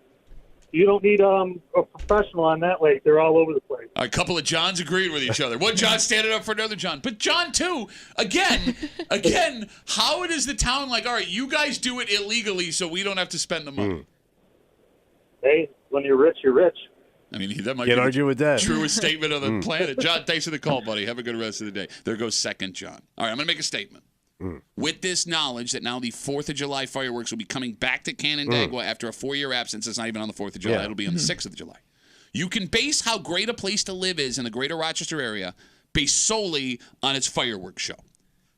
How they do their fireworks tells you everything you need to know about living in and around that town. For example, the town of Henrietta has a phenomenal fireworks display. It's big. It brings the whole town out. They do it at Veterans Park out there. And I'm assuming the reason they can afford such a big to-do is because of all the businesses on Jefferson Road that bring in tax money. And so the Jeff pays for the fireworks. I would think so. But it's something that it's always there. It's always top notch. And it's kind of like the feeling you get living in Henrietta. Like, I know that everything's going to get taken care of, and it's not going to be that expensive. The taxes are low. The businesses pay for it. Greece, however, has a spotty fireworks history. What do you mean? Sometimes the town pays for them. Sometimes it's like some mega church that decides they're going to put on. I was going to say, there used to be like multiple big fireworks shows to go to in that town. I don't know if it's still that way. Well, no, in recent years, there have been like no official fireworks shows. So they just like go off in their own like community centers and stuff? Sometimes. It's like having Christmas with a dad who's a professional gambler. It's either going to be the world's best Christmas or you're not getting nothing. Feast or famine. But that's kind of like living in Greece. Sometimes the weather is nice and people are cool and you have everything you could possibly need. And sometimes the town supervisor's being sued by 2 former police officers and a guy who said he made him do work on cars while the town paid for him at the Hot Rod Ranch on Swamp Road. And you'll know you get there when you see the busty gal sitting on a hot rod on the fence out the front. But this Canandaigua situation perfectly encapsulates this town because Canandaigua is a big have and have not, right? You have multi-million-dollar homes down the street from trailer parks. And the folks who have the big homes, to John 2's point, have the money to do what they want when they want to. Yeah, true. Right? But it does shortchange the regular-ass folks out there. The working folk. Yeah. I mean, if they don't have the sway or the influence, if they can have a cop come up to them when they're on the public beach for shooting off fireworks and tell them to stop, that sucks. I know. Look at you, don't care. You got matching turquoise shooting shirt and shoes this morning. No big deal for me. Yeah, I understand. Which town has the best fireworks reputation in the greater Rochester area? I always thought Irondequoit did a really nice one at the town hall there. Okay. I knew that one drew huge back in the day. You know, Irondequoit, now that you're bringing it up, they do a lot of good party stuff. What's the Christmas thing? They do that big fire truck parade Christmas party that brings people out. Yeah. I've heard good things about the fireworks there. Kimmy, what town has the best fireworks reputation in the greater Rochester area? I guess I don't have a ton of experience outside of Greece because we went to I remember as a kid, we'd either go to like the Parma town hall there, like the Parma Park, or the Greece town hall. Is that, I mean. Sure. Yeah, I don't know if it's there exactly, but we would watch them from like a distance. Isn't that the only way to watch fireworks? No, I get up close. Well, no. I want those things singeing my face. No, I mean, I didn't.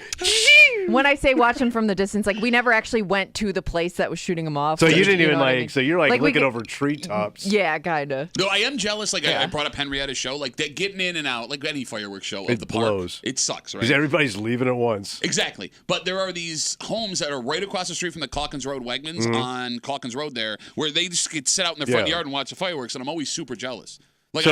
We get those randomly at Oak Hill from where we live. No, do you? So anytime there's a high-end wedding, there's always fireworks. No, do you? They're amazing. But they're almost going off over our house. It's perfect.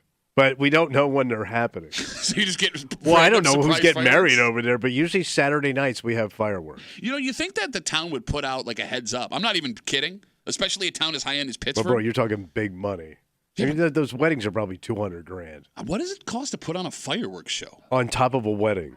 That means you have a whole fancy-ass wedding, and then you got to get a bunch of Italian families in there to shoot off your fireworks. Joke's on you. Oak Hill doesn't allow Italians in there. They do for that. But if you get hurt, you're on your own. 252 WCMF 252-9263. This discussion started with the fireworks in Canandaigua coming back after a 4-year absence, but we still haven't gotten a reason why they went away from 4 years. Speculation from the pair of Johns we had that it was the rich folks doing it, so the town and city didn't feel like they had to. Steve's on CMF. Hey, Steve, how are you, buddy? Yeah, I'm well. How are you doing this morning? Good, man. What do you got? Well, Europe, they have. Hey, Steve, are you calling us from inside a tube in which you launch off fireworks? No, that was young Steve. We used to launch bottle rockets back and forth at each other. Okay. In Canandaigua, I might add. All right. Hey, Steve, listen, I can hardly understand. Steve, are you on speakerphone? You got to get off speakerphone for me. I can try. Okay, tell you what, I'm going to put you on hold here. I'm going to put you on hold, and we're going to go back to doing a radio show. Is that better? Oh, yeah, go ahead, Steve. Go ahead. Well, what I wanted to say was the Ring of Fire has been going on in Canandaigua ever since I lived there, which is 50 years, and it's on the Saturday of Labor Day weekend. Okay. So they do it at the end of the season. Yeah, it's always Labor Day is the Ring of Fire. Yeah. Labor Day is when they have the Ring of Fire. It's every year. It's been going on as long as I can remember. And the fireworks have been going on. The lake house has been putting it on by Sands. Okay. And Canandaigua. Yep. They've been doing that every year. Not really advertised, but they do it. Okay, and, so private business has taken over the responsibility. Yeah. 50 years. So, okay, all right. Well, Steve, thanks for the call, buddy. Have a good rest of the day. Well, I'm glad we got off speakerphone for that. Danielle writes us. What's she saying? She says, Soda's Point has always done the fireworks on July 3rd. I used to think it was because the town is cheap, but now I know it just gives people 2 days to party. That's a dangerous policy to have on Soda's That's Point. a partying spot right there, because that's that sandbar where everybody just pulls up in their boats and just hangs out. Yeah. And they fire them right off the point. It's really nice out there. By the way, Danielle also writes us, we had asked how much fireworks cost. She said she had a wedding at Deerfield that had fireworks. She said it cost $2,500 for 10 minutes. Wow. Is that a lot or a little? That's not a lot of firework time. It's $2,500. But it's only 10 minutes. It's how not much even worth fireworks doing. do you need? What do you mean 10 minutes is a long time? Not really. Listen to you talk for 10 minutes. It's an eternity. Ask Kimmy when she has to have you record a 1-minute spot. Kimmy, is $2,500 worth 10 minutes of fireworks at your wedding? Oh, no. Did they offer you that when you went up and got married at Turning Stone? It was probably in one of the packages, I'm sure included. But every wedding I've been to that has the fireworks, like a lot of the times by the time the fireworks go off, like a lot of people have left already. So you don't account for like the early, the people that depart early. So it's really mainly for the bride and groom in the end, and maybe the drunk wedding young party. people. Yeah. Well, she sent a picture of her and her husband standing in front of the firework going off. It's super cute. I mean, yeah, you're gonna get some great pictures out of it. For me, I'm so special. I've also been to weddings where they get to capitalize. The sky loves me. I've also been to weddings where they just happen to be getting married near another couple that ordered the fireworks, so they get to capitalize off their fireworks. Oh, wait, does that mean we could have dueling fireworks? Possibly. You could have went to my sister's wedding where you actually had gunfire. Let's take one more call. 252 WCMF. Tom's got the last word. Hey, Tom, how are you, buddy? Hey, good morning. How are you? Good, $2,500 for 10 minutes is actually cheap. My buddy has worked for Young Explosives for about 30 years. And by the way, Henrietta gets great fireworks because Fred has been working for Young Explosives for about 40 years, is the premier fireworks guy. I forgot and about he Fred. lives in Rush, Henrietta. Okay. He does a lot of his home-built shows. You see stuff out of there that before you see it publicly. But no, at $2,500 for 10 minutes is freaking. Henrietta show typically probably about $20,000 for 19 minutes. And by the way, since 1962, I've been down at Canisius Lake, and we do the Ring of Fire. Let you go there now. Well, will you let Tom talk? He's a sweet man. He's a sweet boy, Tom. I like how I said data 45 years ago, 55 years ago, 25 years ago. But I know you've had controversy about the Canandaigua Ring of Fire. Canisius has been doing it, and it's been just publicly supported. They have not the lake does nothing. For Not some one dime reason, of taxpayer money goes into that ring of fire. Goddamn lazy lake. Fireworks have always been kind of looked at that they're illegal that night. And it's July 3rd. They do it on the day before the 4th of July. Well, Tom, but they've been doing it for a long time. But fireworks are expensive. Well, yes, they are. Tom, thank That's you a for the call, long way to buddy. get to that. Have a good rest of the day. Fireworks are expensive. They look the other way. Not about prostitution, but fireworks.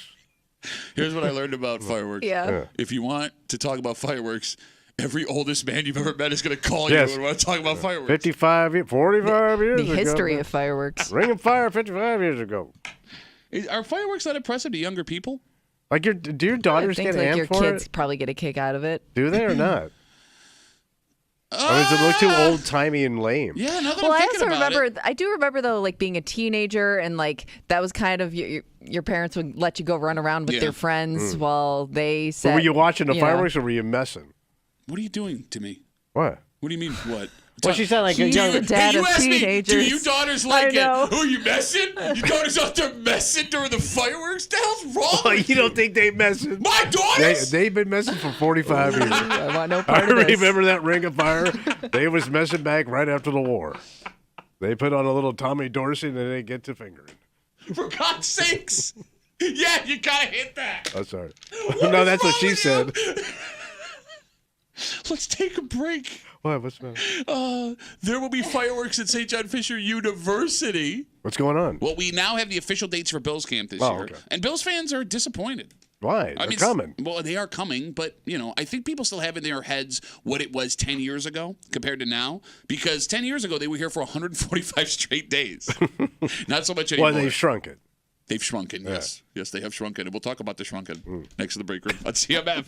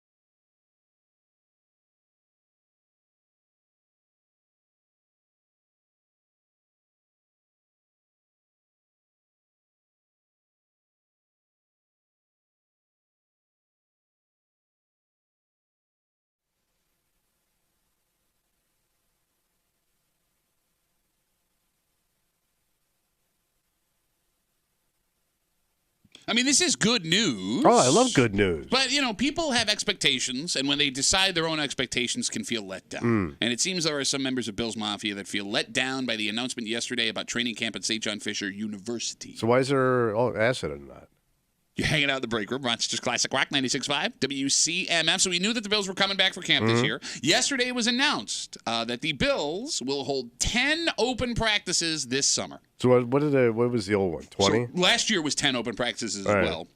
This seems to be the number they're shooting for. But I think that Bills fans that were disappointed, remember back in the day. Oh, you had the night ones, and the scrimmages. Some of them, like when I was in high school, you were having 2 practices a day almost every single day. Yeah, and you also had like Cleveland coming in and playing. True, Yeah, I mean, there were some summers where it felt like we got 30, 40 opportunities to go see the Bills, and you didn't need a ticket to go do it. You could just go whenever you most of these going to be morning practice? They're all morning practices. So the first one will be Wednesday, July 24th. They close out camp August 8th. It's a Thursday. I believe they all start at, 9:45, I thought. With the exception of one Sunday that'll be 11:45, something like that. And they're done early, right? 2 well, they hours have and then they have the one night practice. They call it the Return of the Red and Blue scrimmage. Yeah. And it will be at New Era Field, and it's going to happen on Friday, August 2nd. All right. So that's the one night thing. So that one does that count as part of the 10? No, that's an extra one. All right. That's your bonus, buddy. All right. But I got to drive to that one. You do. Well, here's the thing. Again, there will be the lottery like they do every year. So you're at the mercy of whatever the lottery sends you for tickets. That's for the practice here at Fisher. That's going to kick off on June 26th. I believe season ticket holders get first crack at those, and then whatever's left over goes to everybody else. But for the return of the red and blue scrimmage, you're right. It sucks to drive all that hour out, but you're pretty much guaranteed a seat in there to watch them practice if you want to go. And you get a free game day experience. Okay. Yeah. Right? I mean, they have all the fun stuff going on. And if you can get down close enough, pretty much the whole team stops and will sign autographs along the wall. Right. So that's always a fun experience. The other thing that sucks about this year's camp schedule, the Bills' preseason opener is Saturday, August 10th at home against first overall pick Caleb Williams and the Chicago Bears. Oh. The last practice is August 8th. So after the first preseason game, we won't see him again. Yeah. Damn. So this is in and out. Quick stop. Yeah. It's been getting shorter, I feel like, throughout the years. Yeah, it is. Which I don't know if we should be happy we have them at all. Yeah. Or if there's more frustration because I need a ticket. I've only got 10 days in which to do it. Right, it limits that time. And what sucks even further, there are no Saturday practices this year. There will be one Friday practice, 2 Sundays. So if you have a job that you can't take a day off. Right. I'm thinking of the kids more than anything. How do the kids get into this? That's what I'm saying. Well, look, we got those rich Pittsford moms that show up 5 times in the 10 practices. Yeah, but what about busted kids? That's what I mean. What about little busted Bobby? He can't get there. That's the point I'm trying to make. Yeah. I'm thinking of your busted ass as a child. Yes, exactly. Like my dad fat, was lonely child sitting on the edge of his bed waiting for his daddy. If you have a job. With his big old wide jeans on. Wide jean boy. You don't want to wear those to camp. Way too hot. Yeah, way too hot for flappy jeans. If you're a gal that can't take a weekday off, you have 2 shots at going. Yeah. And those are going to be the most requested practice tickets those Sundays, and those are always mobbed. Yeah. I mean, it does kind of suck. It does kind of suck a little bit. It is weird they're not doing any Saturday practices. I wonder why. Yeah, I don't know. It also doesn't account for rain days, things like that. I mean, they've gotten lucky the past few years where it seems like weather hasn't really been an issue. No, you're right. But if you I don't know how it's going to work. If you have a ticket for a day that gets, rained out, you're just out of luck, Yeah, I you guess. might just be SOL. Especially if you took off for that day. I mean, I get that the NFL is different than it was when the Bills first got here. I mean, they've been here since 1999. They've been here far longer now than they were ever at Fredonia, where they were before they came to Rochester. And maybe we're pining for a time that will never exist again. But there was something great about being, 15 years old. Having that access. Yes, going down to camp, standing on that fence. Everybody was coming around. And look, the Bills players are great about going out and signing autographs for kids. I mean, you see Josh. Yeah. But it is way more controlled than what it was before. Yeah. Those guys aren't even out and around town anymore. It almost seems like they go get an ice cream cone and it's back to work. No, I mean, they're still around town. You see, I feel like it's not Bro, it was crazy. Not as prominent as it used to be, where you'd if you went out on East Avenue, They were on like a partying. Friday, Oh, you mean Saturday like when night. Anthony Hargrave got arrested at St. Paul's Corner? Yeah. I'm not saying it I mean, was they were a good partying, thing, man. but they were out there. It was not hard to, see a bill in the wild. A bill in the wild. You saw like Flutie doing donuts on East Avenue in his Viper. It was crazy. Shut up. 252 WCMF. Again, the Bills announced yesterday there will be 10 open practices at St. John Fisher University this year for training camp. Starts Wednesday, July 24th, ends August 8th. That's a Thursday. The 2 weekend practices will be Sunday, July 28th, and August 4th. That's it. And no practices this year on Saturday, one on Friday. So there you go. All right. I mean, most people, if you get a chance, will have one shot to go look. And like Kimmy said, you hope you don't get rain. Yeah. And yeah. Hope it all lines up. So they also got rid of I missed the big tent, the merchandise tent. Oh, they got rid of that? They haven't had bro, you go to camp. They haven't had it like Bro, I haven't 3 been years. at camp in years since we stopped broadcasting. I haven't been at camp in years. Why would they get rid of that? That was a genius move. Yeah. You literally had to walk through the gift shop to get into the place. Something would get you. It was perfect. They have those, bro. I mean, they're selling a ton of stuff anyway. They have those fan wagons out that they have at the stadium. They drive them out to Orchard Park, or from Orchard Park, and the line there are 10, 15 people deep. I mean, I don't know, but that tent was great because it was air conditioned. Yeah, it was nice. Yeah, just sneak in there and hang out there for a little while. All right, let's take a break. Story in the New York Post yesterday. What did it say? Well, it's a problem that maybe folks are facing right now. Oh. There's been a lot of job movement the last 4 years, right? Folks trying something new, opportunities. You got kids coming out of college looking for their first big boy job. We're talking careers, not like, something you're doing just to pay the bills. Sometimes you are sold a bill of goods that isn't quite what you think it will be. Sometimes your expectations of a job will leave you disappointed when you first start doing it. But the problem is, Tommy, with a career job, after all of the application and the interviews, and knowing that this will show up on your resume, you can't just walk away from that gig right away if you hate it. Can you? What are you going to do? We'll get into it next here in the break room on 96.5 WCMF.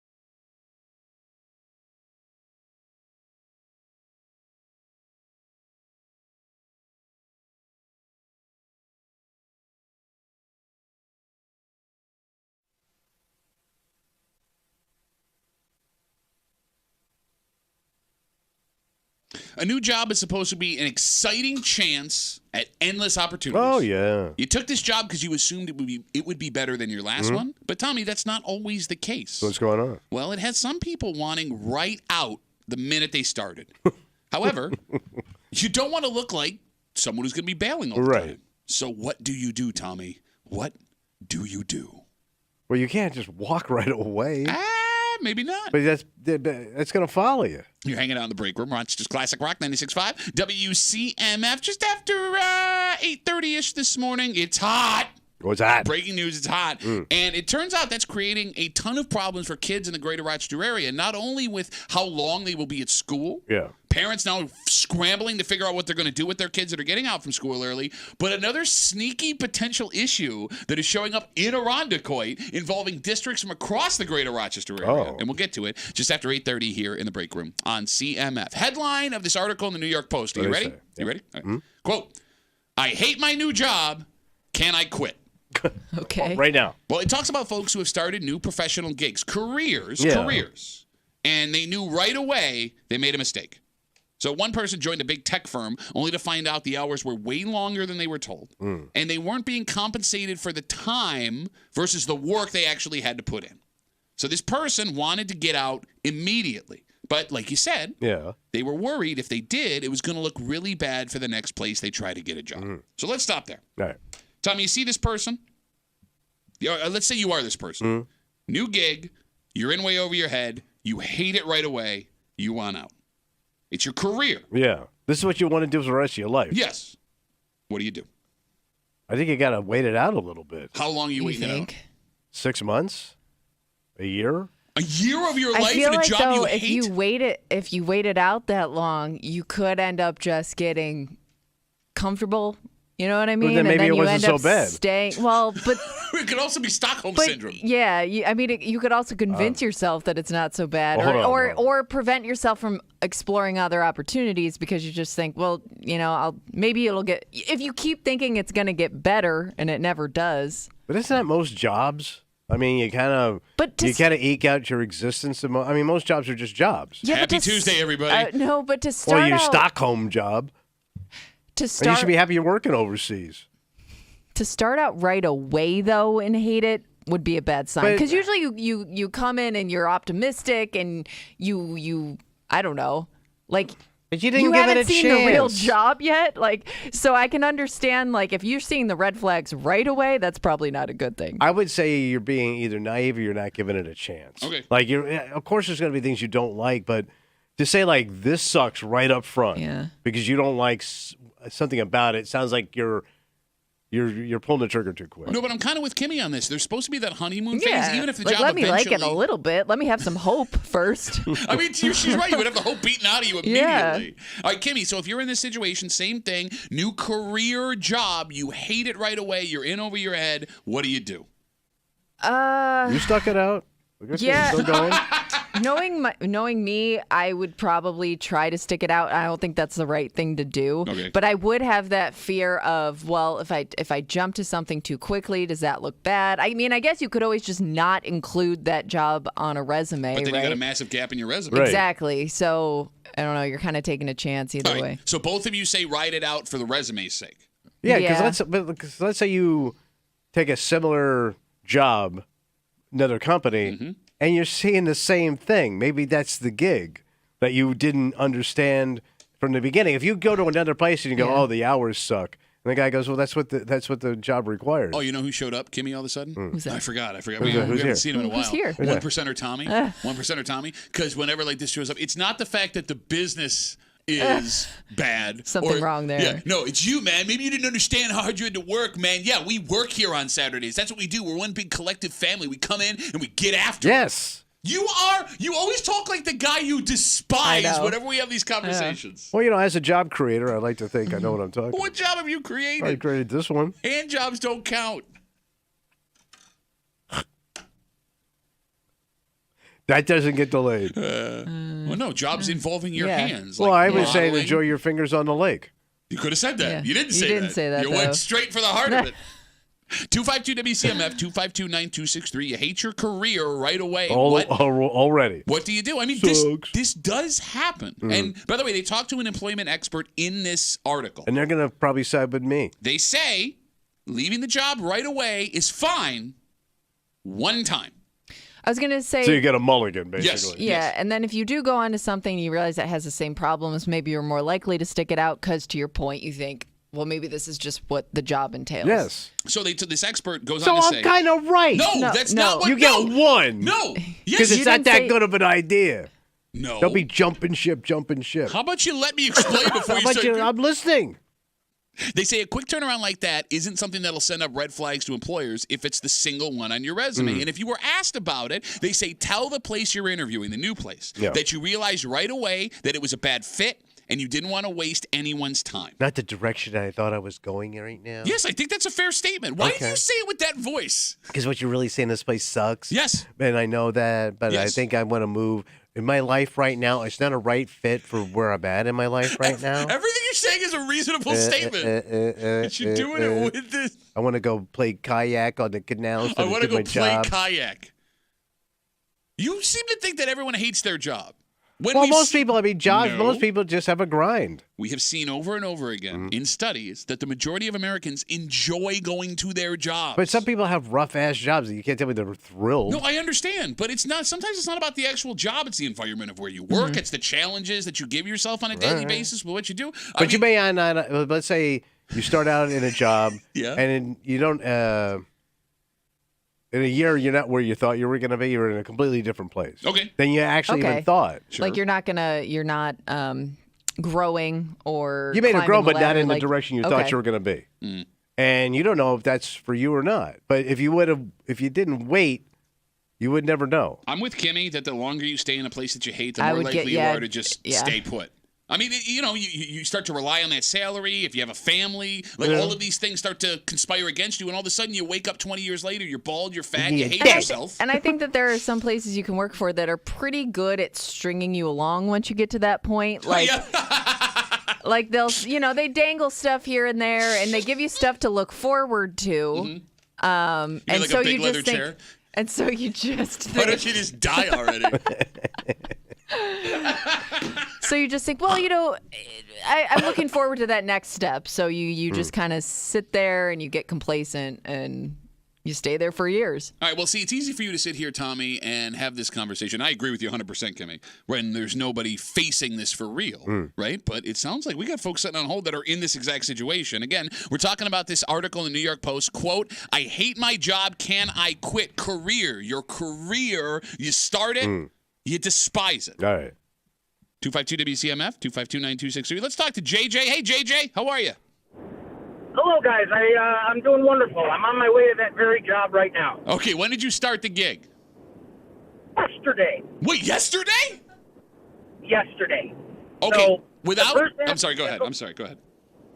Okay, I just want to say real quick. Yeah. The first half of the day was great. It seems like a great company. It's very small. It's very family oriented. So the first half of the day was great until the owner shows up, who immediately makes me nervous. Who is he's a chunky guy himself, like myself, and about 5 minutes into the job, he tells me I'm too effing fat. Wait, he said that to your so I don't know if face? No, his fat face.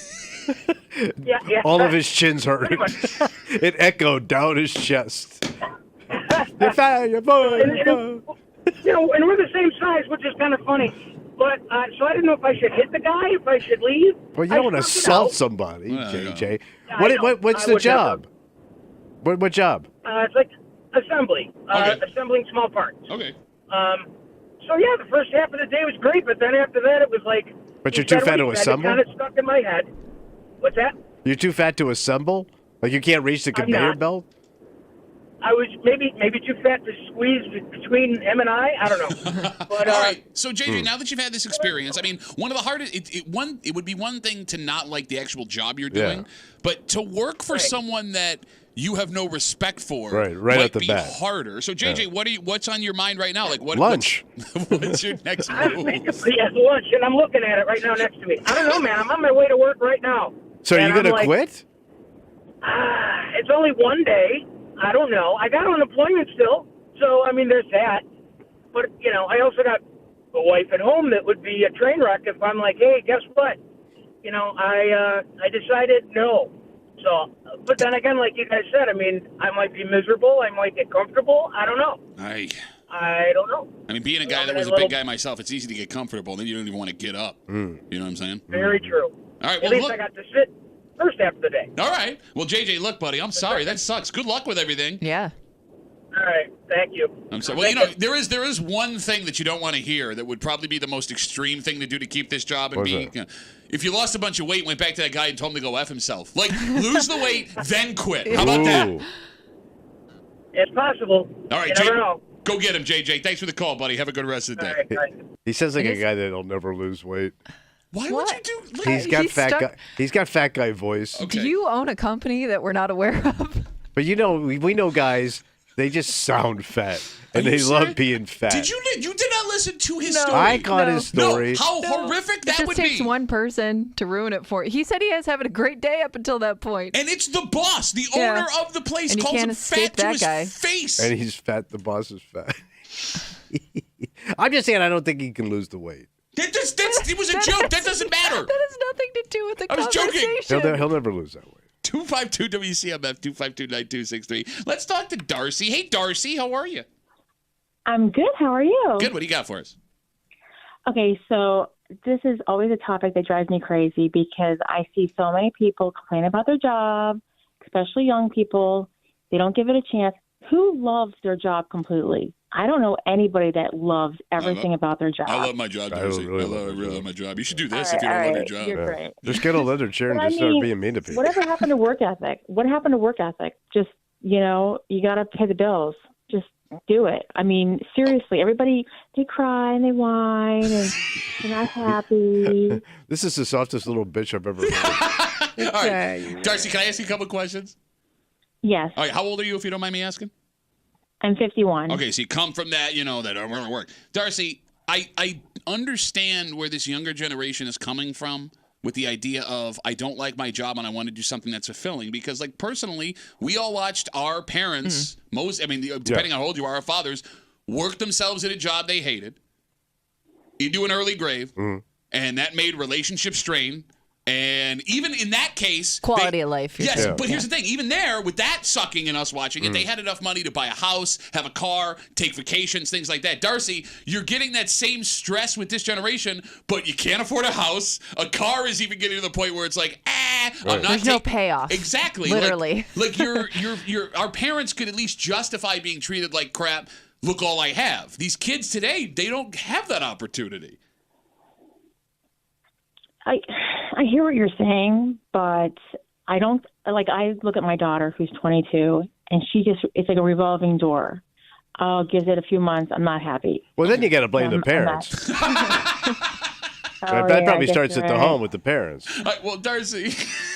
Don't you think, Darcy? I hear what you're saying, but I really do try to set a good example. I've had longevity through all my jobs.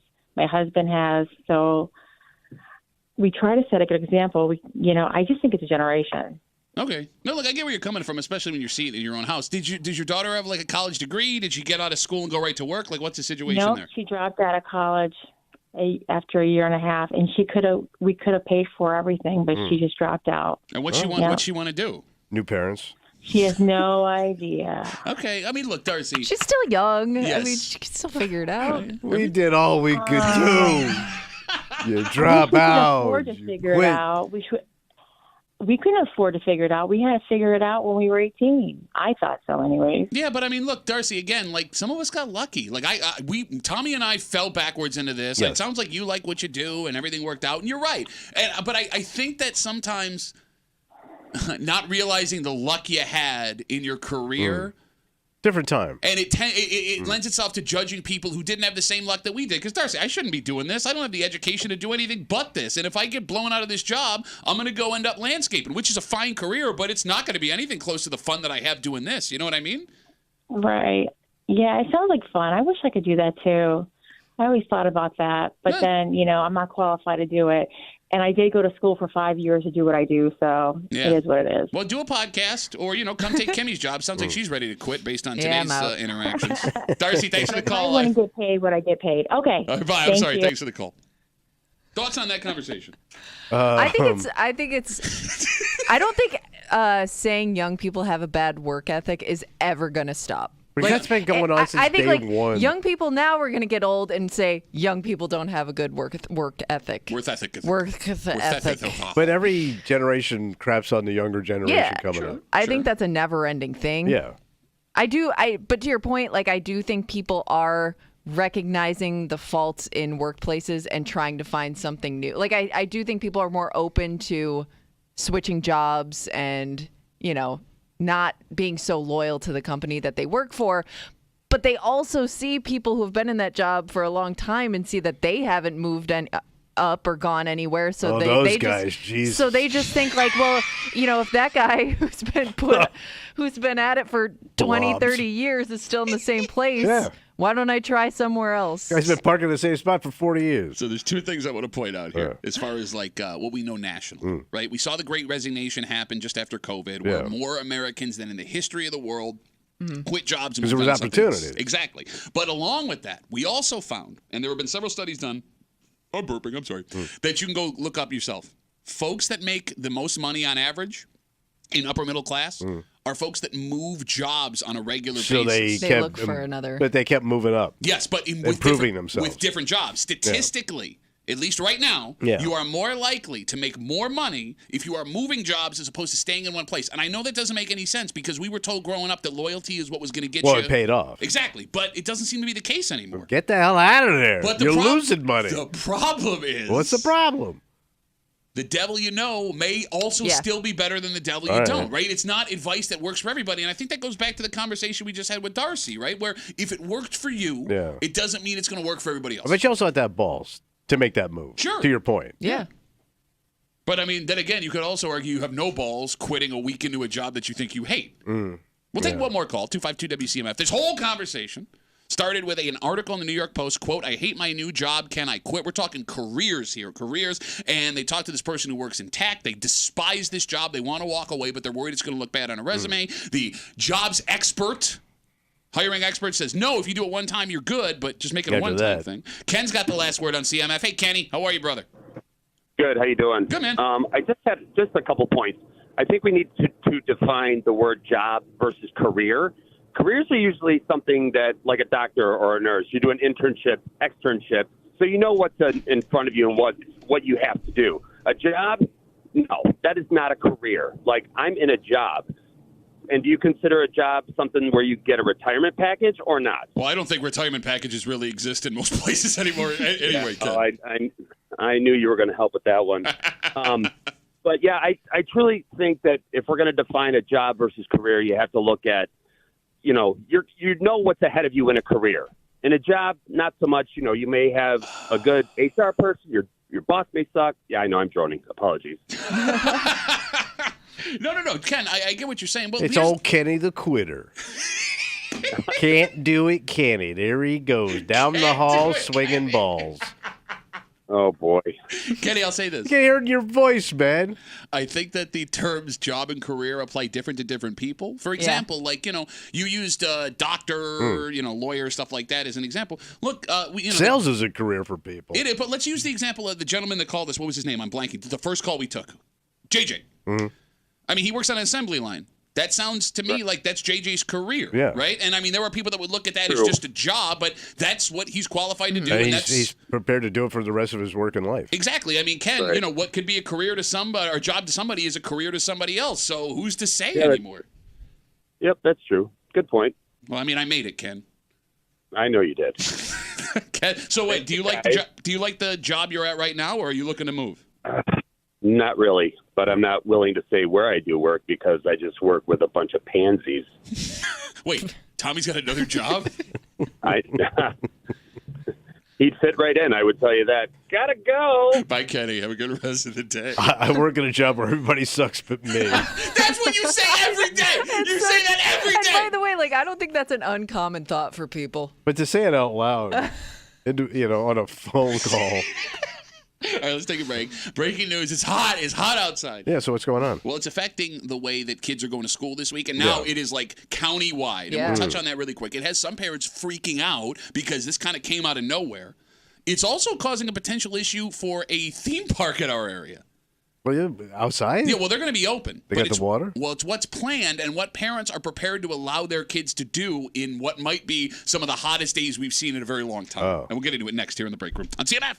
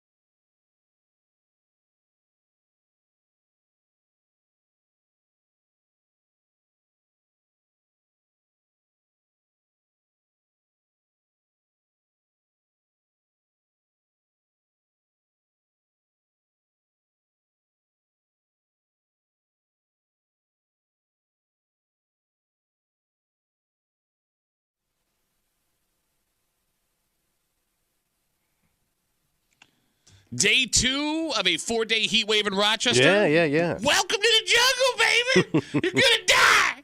And as much as it sucks for grown-ass people, it's seemingly having the biggest effect on our kids. Oh, the little ones, huh? Well, yeah, there are some things you wouldn't want your kids doing in this kind of weather. Things that most likely they've been looking forward to all year long. Oh, yeah.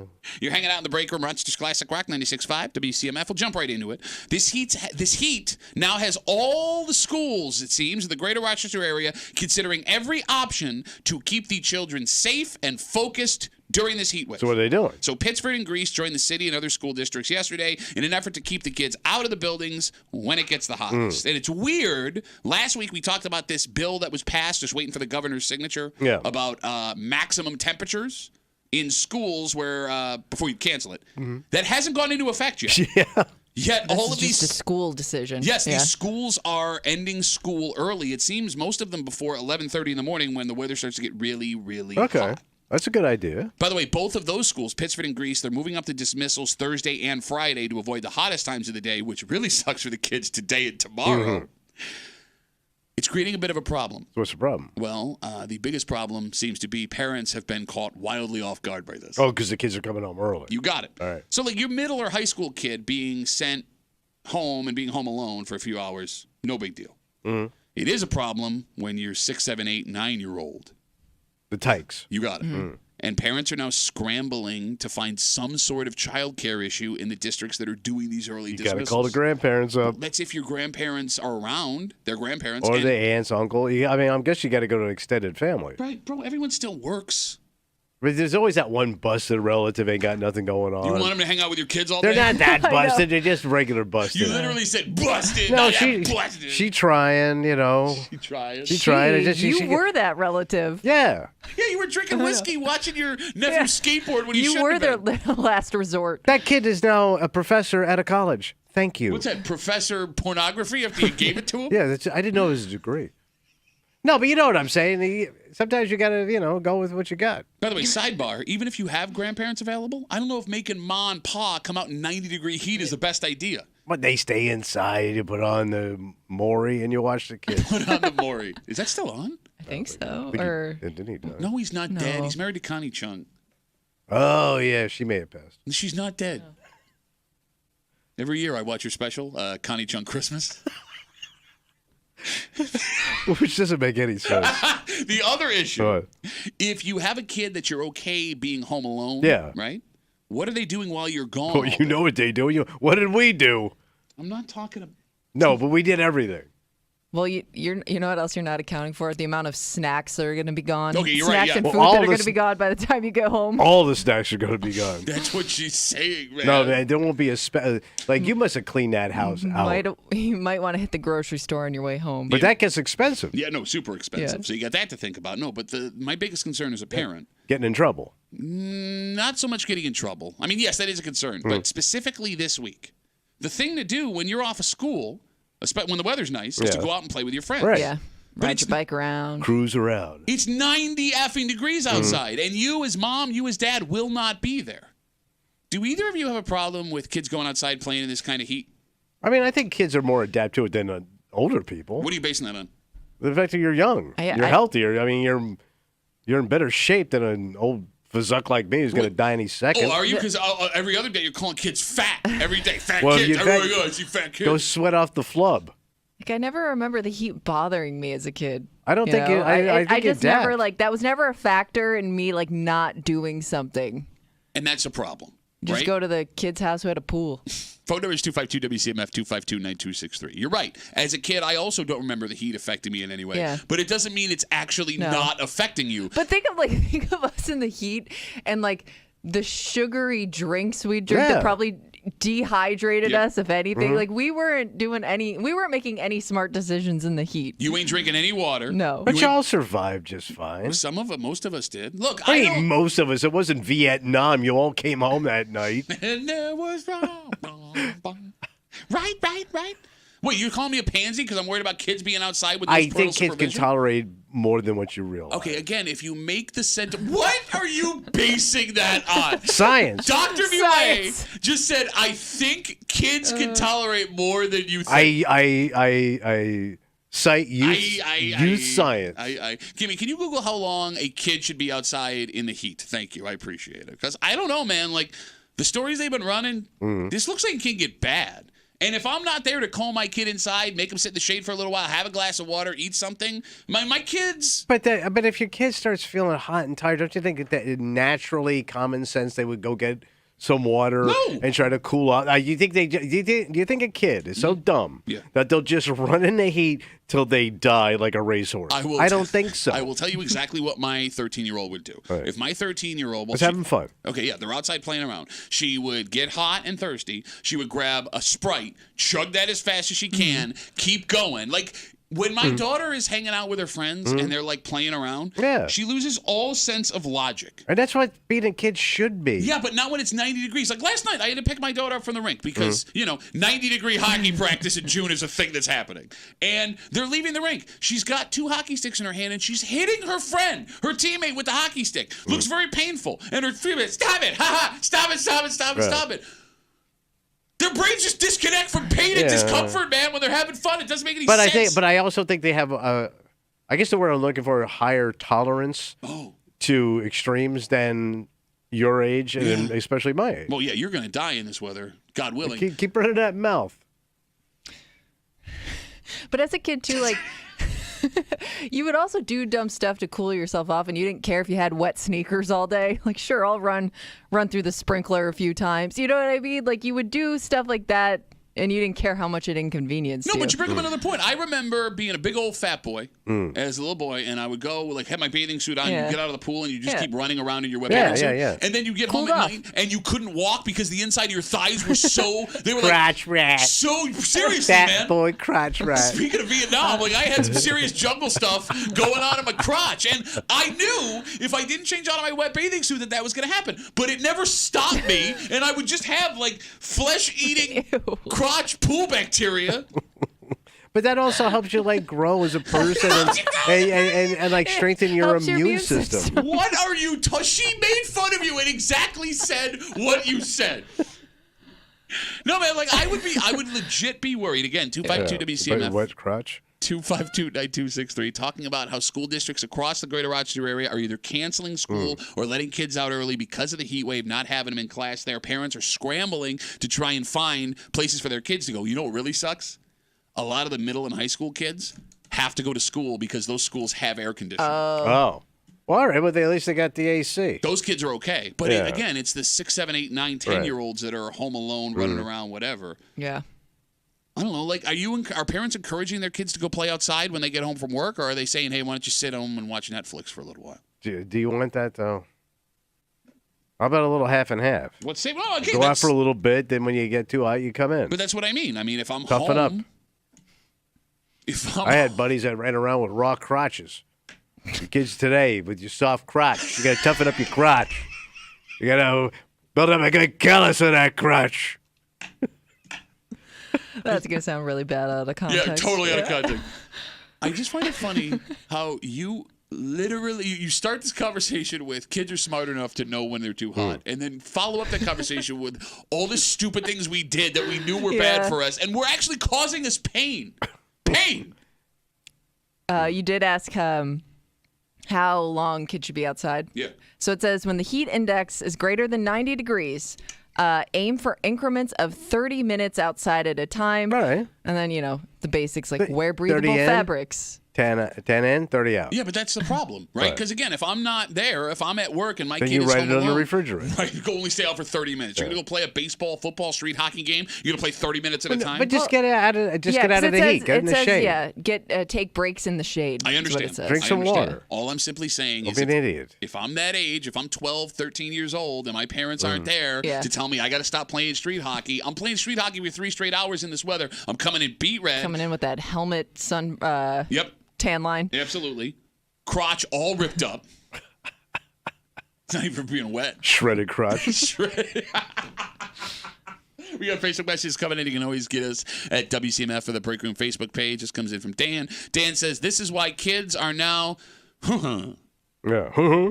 Because of concerns like this. It's not a concern. The kids will be fine. They should go out and play because, like Tommy said, all the kids are too fat now. Now, you kind of said that and you baited me into Well, no, it. you do say that on the. Do you not say that the kids are fat? Some a little chubby. Some, Jesus Christ. Is that a kid? I remember being a kid playing outside in the summertime, and you always had those kids that, for whatever reason, would wear like the big heavy pants all summer long. Heavy pants? The thick Like they were pants. like, I remember Thick pant at the boy. time, like the kids that would wear like the cargos. well, no, they weren't cargos. They were like the black jeans with like the chains on them, and like they had so many layers on. And I remember like, you're suffering for your fashion right now. Suffering for your fashion? Because that was like their vibe, their look. They wore like that, like the dark clothing all the time. And I'm like, you could put on a pair of shorts. Do goth kids still exist? I don't know. Is that a thing? Yeah, it was. Well, goth kids were when we were kids. Yeah. I mean, now, though. That's what I'm asking. Like, are there But goth those kids would be out in the 90-degree weather. Yeah, you're right. Yeah, But they were never also pale. Yeah, they never looked healthy. Yeah. You know what I mean? Maybe that's what happens when you don't take a break from street hockey. You turn into a pale-ass goth kid. All right, let's take a break. We got Where They Whining coming up in about 10 minutes, so get ready for that. But before we get there, tonight could be a joyous and disappointing night all at the same time. What's going on? Well, one NBA season. The NBA season came to an end last night in the way that most people expected. Yeah. And seeing a championship being handed, no matter, as long as you don't hate the team, it's always fun. Yeah. That could happen again this evening. Oh. And as soon as that happens, we have officially hit the worst sports period of the year. Oh. And we'll get to it next here in the break room on 96.5 WCMF.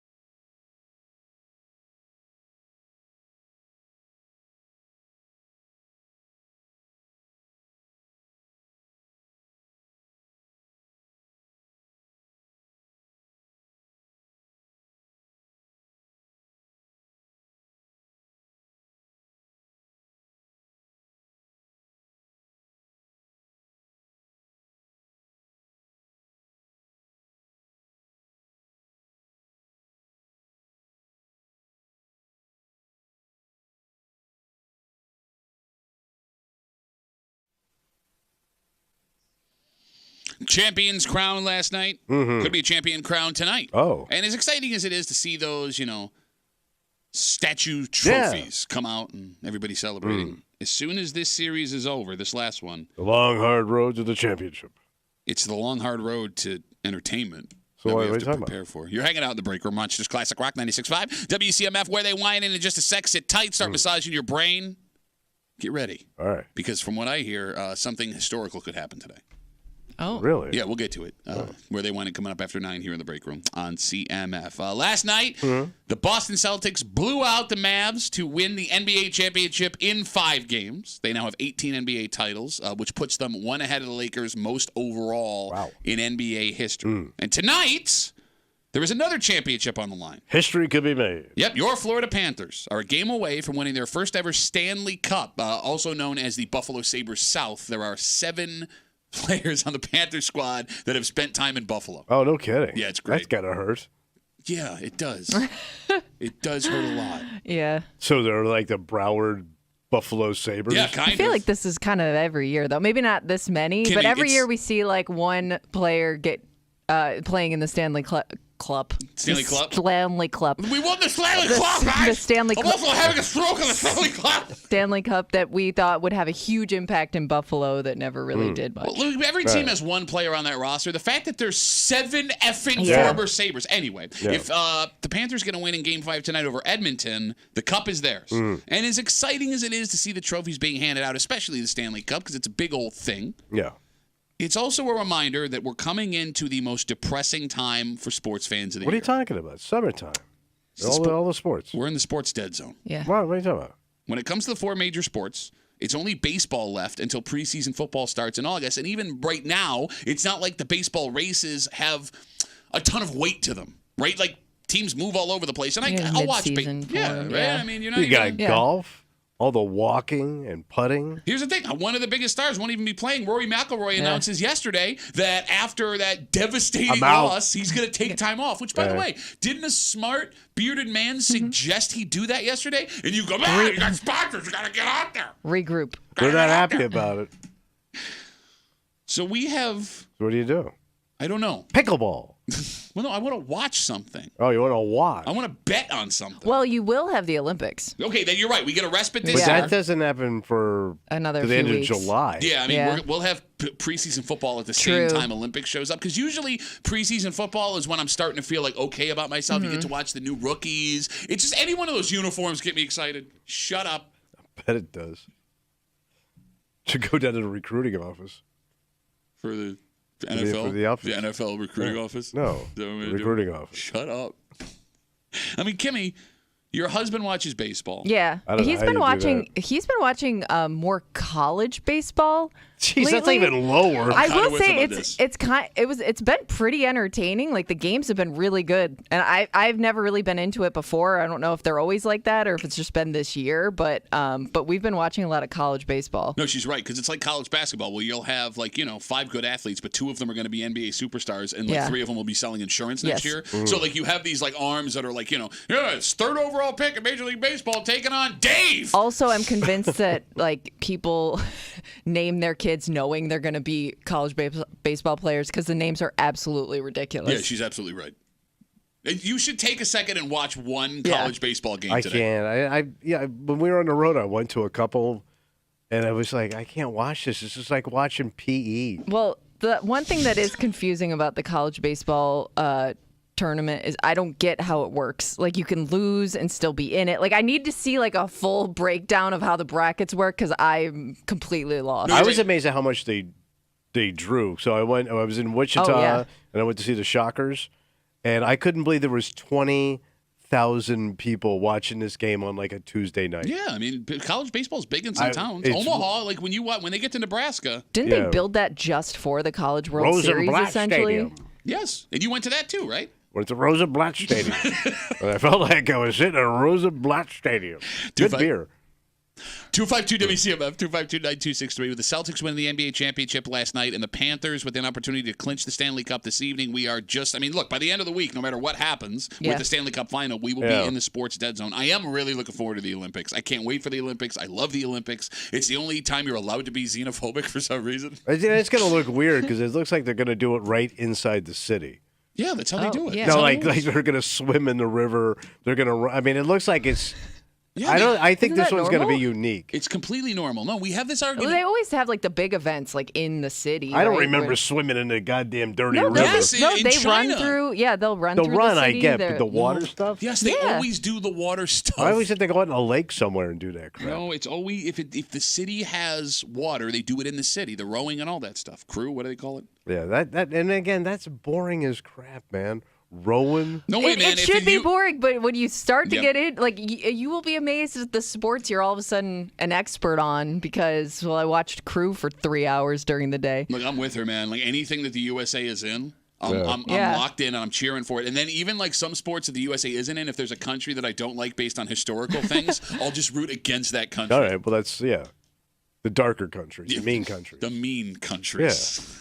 Like the Iron Curtain. Yes, Or exactly. like every now North and then. Korea. Well, is North Korea in the Olympics?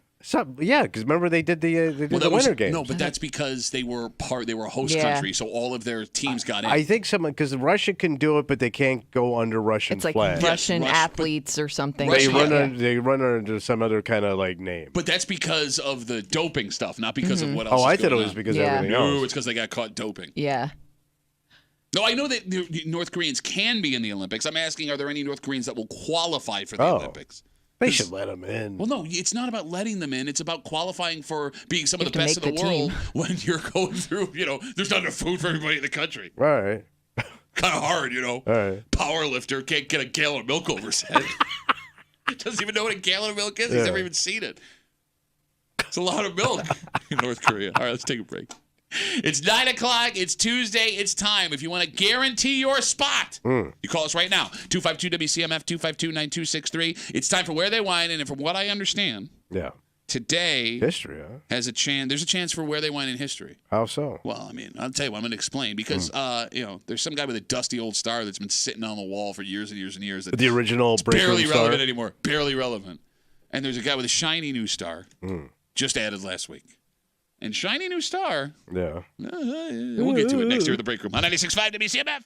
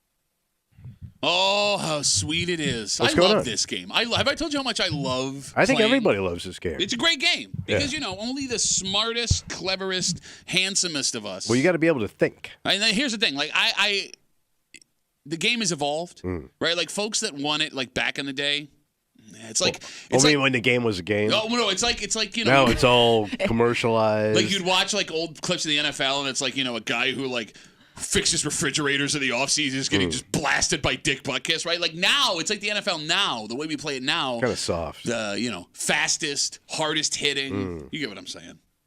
And today, we have a pretty good chance at where they went in history. Yeah, really.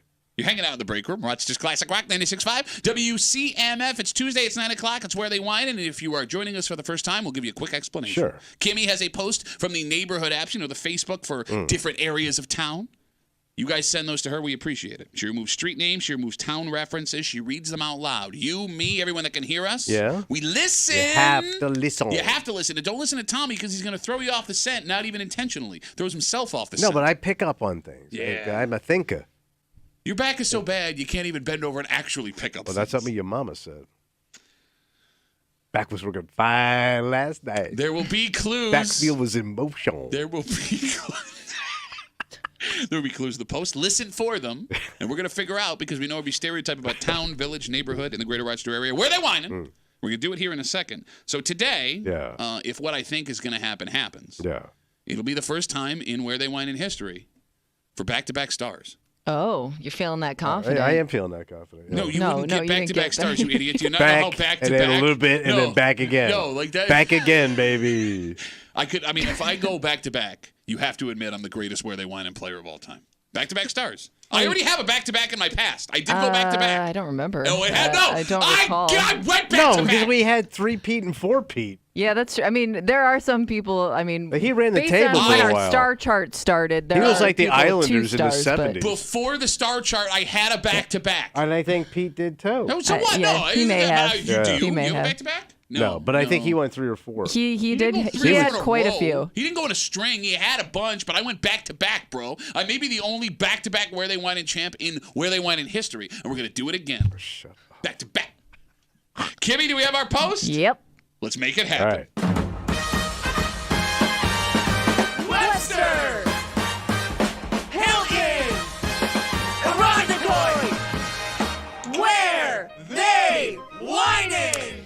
Here is a warning for the summer. The weather is warm, and that means it's sign stealing season. Shut up. Keep your eye on the teenagers in your neighborhood, because the second they get out of school, there will be street signs missing around your neighborhood. I can tell you from firsthand experience how inconvenient this can be. You can call, write, or email town board members with your complaints, but they'll get to it when they get to it. Last year, I talked to a woman who works for the town who said that they were overwhelmed with the amount of street signs being taken near, and then names a neighborhood. She told me the company that makes them was backed up and that there was nothing she could do in the meantime. Ridiculous. Since nothing was being done, I had to make my own makeshift sign on plywood to prevent drivers from confusion. To prevent drivers from confusion and potential danger. I think that's legal. For the record, and then he names the place he lives. Took almost 3 weeks to replace our street sign, only for the one around the corner to be stolen a month later. If your home is directly in front of one of these signs, keep an eye on it for the good of the neighborhood and submit all surveillance videos to police when the thieves are being recorded. All right. Phone number is 252-WCMF, 252-9263. If you get busy, keep trying because we got folks lined up. Tommy, what are you hearing? Well, isn't this a college thing where kids like to steal these signs and pull these moves and put them in their room? Oh, I don't know. Maybe. I think that's a thing. Oh, is it a thing? But that would be like, I wouldn't think that's a high-end college. Oh, no. A little lower college. Oh, low-end college? Not low-end, No, but you just said lower. low. You just said high-end college. You're The about opposite to of a insult high-end so college. many people. Not is a low-end insult. college. Well, what are you thinking? I'm thinking of a college, not a nice college, but, Oh. not a genius factory either. Oh, no. I think they won it. And I'm picking the side I don't normally pick. Uh-huh.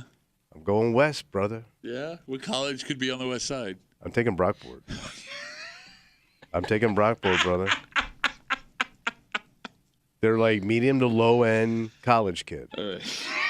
And they get a lot of those goddamn Long Island kids who are probably their fathers were connected back in the day, and they grab and they steal. And I'm just saying. All right, so here's why you're Long an idiot. Island low end thinking kid. Here's why you're an idiot. In Brockport. All right. And we've seen what Brockport has produced for the radio station. We have. We may be the only people that didn't graduate from Brockport that work here. Yeah.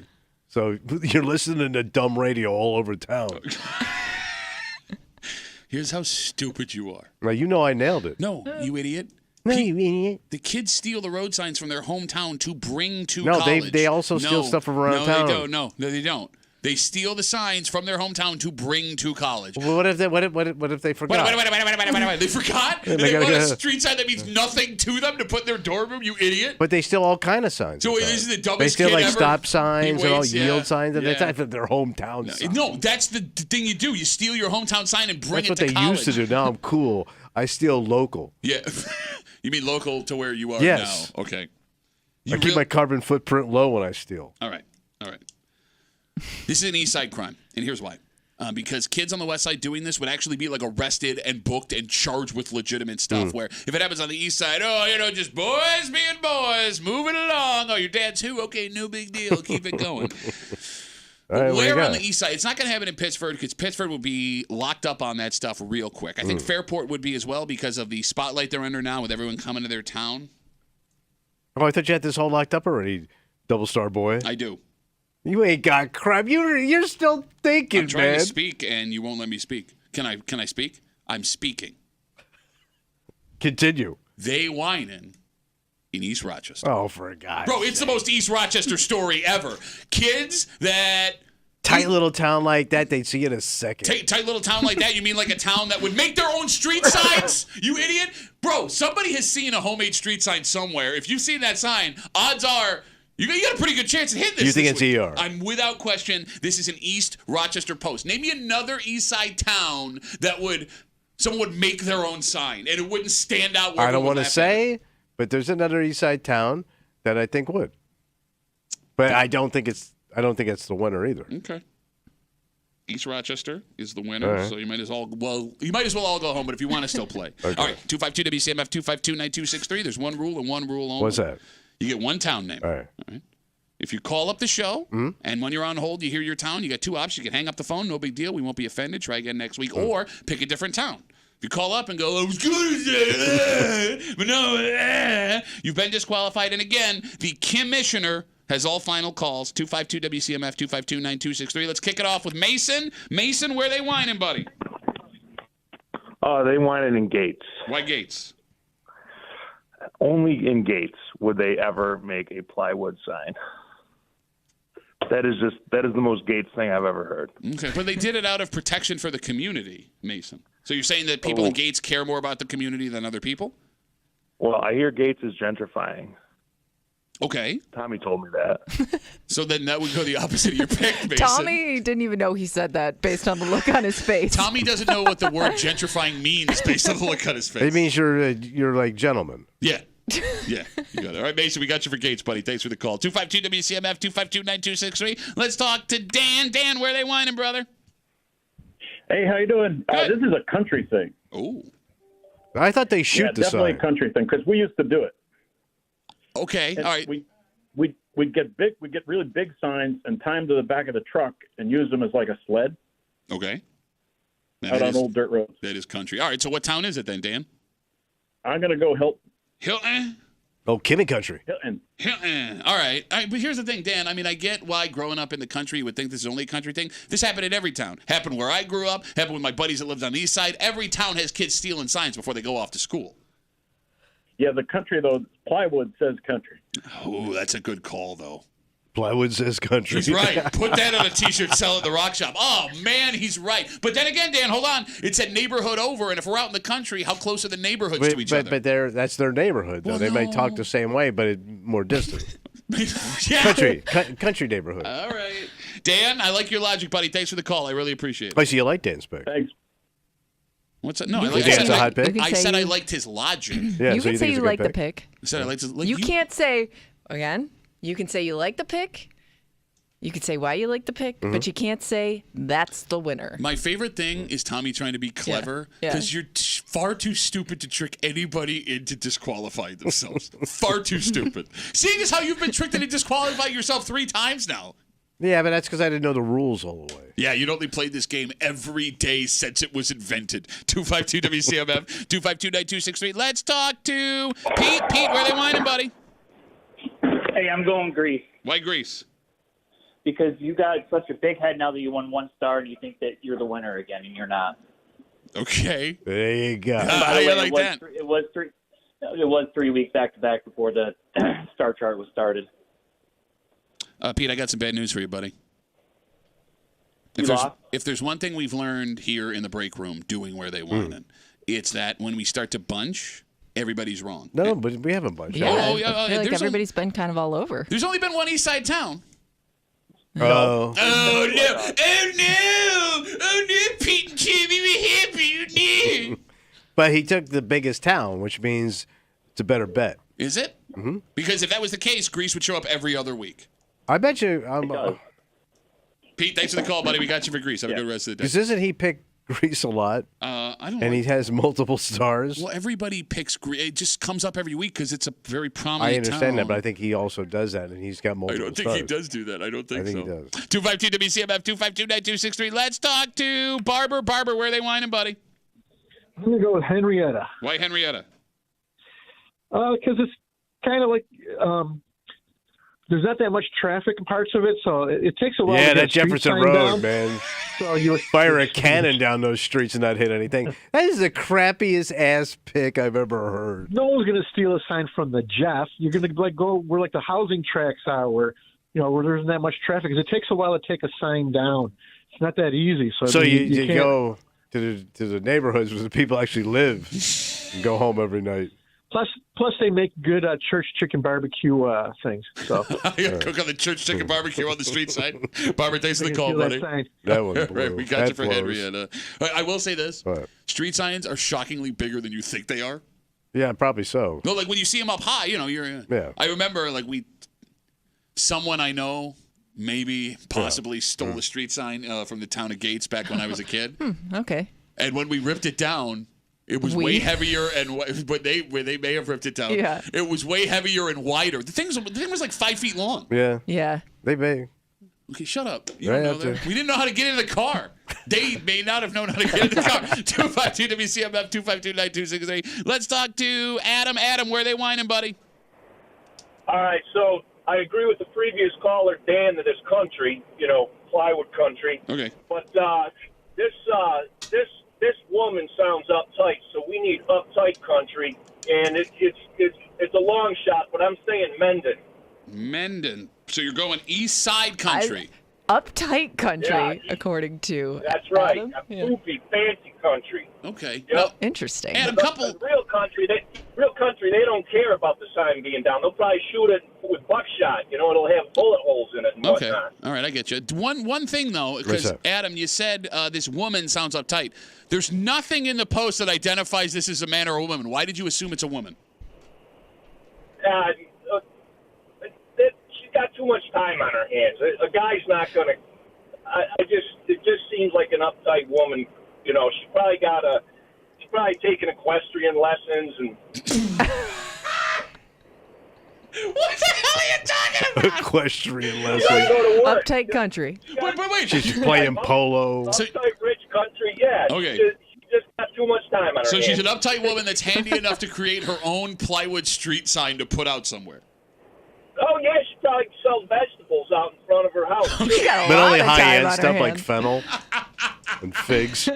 Adam, we got you for Mendon, buddy. Thanks for the call. I will give Adam credit for this. He went He deep. painted a picture. He did. Yeah. Yes, he Yeah. did. Yeah, he's a man after our own heart. 252 WCMF, 252-9263. We'll take one more before we give you the repeat. Let's talk to Chris. Chris, where they whining, buddy? I'm going to say Irondequoit. Why Irondequoit? Oh, there's a lot of different signs because of deer crossings. This town has got signs everywhere, man. Yeah. Like, you know what they call it? Sign-Town USA. There's no more signs. Why is Town's that? full. That was the last sign. That was the last sign they put up. Town's full. Okay. Ain't no Irondequoit, man. It's too tight. Well, no, he is right. It's too tight to pull that move, bro. No, they had that sign, Welcome to Irondequoit. What happened to it? Signtown, USA. Somebody stole it. God damn it. Yeah. Chris, you there? Yeah. Chris, we're feeding you all this comedy. You're not laughing at anything. Nothing. I mean, it's for free. You're right here with us. Yeah. I'm laughing on the inside. Are we all? Now we all hope you lose. Thank you for the call, Chris. Have a good rest of the day. It ain't no Irondequoit, man. 252 WCMF 252-9263. All right. If you are trying to get through, Kimmy will get to you in a second. Kimmy, oh my goodness. What's that? Everyone wants to talk to Kimmy. Oh my God, check it out. There are people that just joined us. Can we get a reread for the folks that are new, Kimmy? Sure can. Thank you. Here is a warning for the summer. The weather is warm, and that means it's sign stealing season. Keep your eye on the teenagers in your neighborhood because the second they get out of school, there will be signs missing around your neighborhood. I can tell you from firsthand experience how inconvenient this can be. You can call, write, or email town board members with your complaints, but they'll get to it when they get to it. Last year, I talked to a woman who works for the town who said that they were overwhelmed with the amount of street signs being taken near and then names a neighborhood.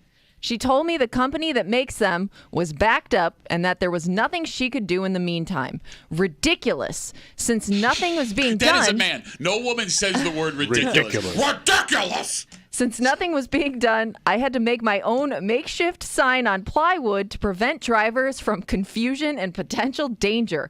For the record, and then he names the place where he lives, took almost 3 weeks to replace our street sign, only for the one around the corner to be stolen a month later. If your home is directly in front of one of these signs, keep an eye on it for the good of the neighborhood. Keep an eye on your sign. And submit all surveillance videos to police when thieves are being recorded. 252 WCMF 252-9263. Tommy said college kids love signs, so he chose Brockport, even though college kids steal signs from their hometown to go out. He also called Brockport a, what'd you call it?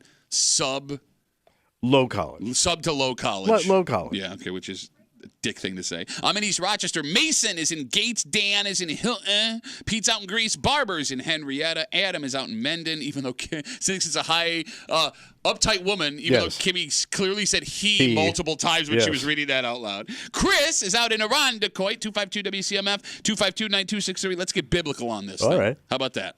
Let's talk to Caleb. Hello, Caleb. Hello, Duffy. What's up, buddy? I'm going to go with Brighton. Why? Just going on a hunch. Okay. So you think a town like that, so tight, you could pull this move and not get caught? Well, look, multiple times. You could call them. Like, if somebody caught you, you could call the police and be like, he's down on the corner, and they would have to hit 11 of them before they got to you. Again, we're serving you up gold. Exactly. You got to think, man. You know what I think? What? I think somebody already said Caleb's town's name. Am I on the Oh, right you track? think he jumped? He had to pull a move? It's a good theory and question, you know? Why? I mean, He knows the game. Okay, all right. Yeah, he is an experienced where they wind a player. Caleb, thanks for the call, buddy. We got you for Brighton. 252 WCMF 252-9263. Let's talk to Redneck. Redneck, where they whining, bud?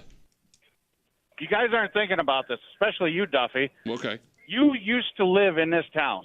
Oh, I did? And they have two issues. Yes, they have two issues. Okay. They have a monument that keeps getting hit every year, Sorry. and they have signs that come up missing every year. Oh. And it is a huge college town where the frat houses are intermingled with the regular people that live in that town's houses. Yeah, you should know this. It's perfect. So, where they whining, Redneck? It's Geneseo. Yeah, it is your old home. Well, I lived there for like a year. Bro, you were pounding around down there 24/7. Pounding down there? You were pounding around 24/7 down there, bro. Every road in that town. Okay, but I don't think that Geneseo. I think Geneseo's too far out. I'm not feeling Geneseo, Redneck. I'm telling you, it's Geneseo. I'm going to be a first-star winner this week. First-star winner, Redneck. Get first-star winner. Check me out, boys. Taking it down to the pig auction. Showing it to everybody. No, I mean, look, the logic makes sense. I just think we're too far out of the where they whine in radius. Well, only time will tell. All right, Redneck, we got you for Geneseo. Thanks for the call. Look, you ruined him because you said college, and college stuck in his head. What did I do? Well, I just said what you did. That's high college, bro. That's the highest college around here. Well, SUNY Geneseo, at least when I was a kid, was one of the harder SUNY schools to It's get one of the into. top colleges in the country. What are you talking about? I'm talking about Geneseo. It's a tough school to get into, like you said. It was. You were feeding around the edges down there, bro. 252 Catfishing in the country. Shut up. Let's talk to Alex. Alex, where are they whining, buddy? Spencerport. Oh, it's a lady, Alex. Why Spencerport? Because there's not anything to do out there, and it sounds like it would be somebody just bored enough to post about it. And on top of it, I grew up there, and my grandfather has a whole wood shop, so that seems something like something he would do, like make his own sign because he was so fed up. Okay, Alex, how old are you, if you don't mind me asking? I'll be 27 in a month. Okay, well, Kimmy, actually, like 2 weeks. Kimmy, I don't hate this theory. Okay. Because we're well on record here in the break room. Yeah. That every teenager from Spencerport is a massive dick. You guys have already done this shtick with me. Whoa! Shtick. Alex, see? That's what I mean. You're being a dick, Alex. You're being a dick. We do take a lot of shots at Spencerport. Well, no. Yeah, but she's showing her We're port only, right now. We're only going based on our experience. Once you grow up, you normally grow out of it. See, Alex, she fell back into the dickness of Spencerport High School. So she's a porthole. Nah, you brought it out of me. See what I mean? Alex, thank you for proving my point. The scientific experiment has ended. Thank you for the call, Alex. Have a good rest of the day. You too, man. See, claws come out. Pissed. She seemed very angry for 27. Bro, because she's from Spencerport. Yeah. Like you got Do a they nice age town. faster out there? Bro, they got a nice town. They got a fun carnival. It's a Yeah. pleasant place to live in for whatever But don't reason. you talk bad about Spencerport. Seriously, those kids. I don't know. Yikes. 252 WCMF. All right, let's whip through some here. Let's talk to Dave. Dave, where are they whining, buddy? Hey, I think stealing signs is a 315 thing for sure. Okay. So we got to go close to the 315. Okay. I'm going Macedon. Macedon. Wow. Is that our first ever Macedon? I don't even remember hearing a Macedon before. I think that's been picked Eastside before. country. Soft country. Similar logic. Yep. All right, soft-ass country. All right, Dave. We got your soft-ass country. 252 WCMF. Brandon, where are they whining, buddy? Gonna go Farmington. Why Farmington? Because you're right on the edge, near the high-end people in Victor, but, you got the country and a lot of cul-de-sacs and whatnot.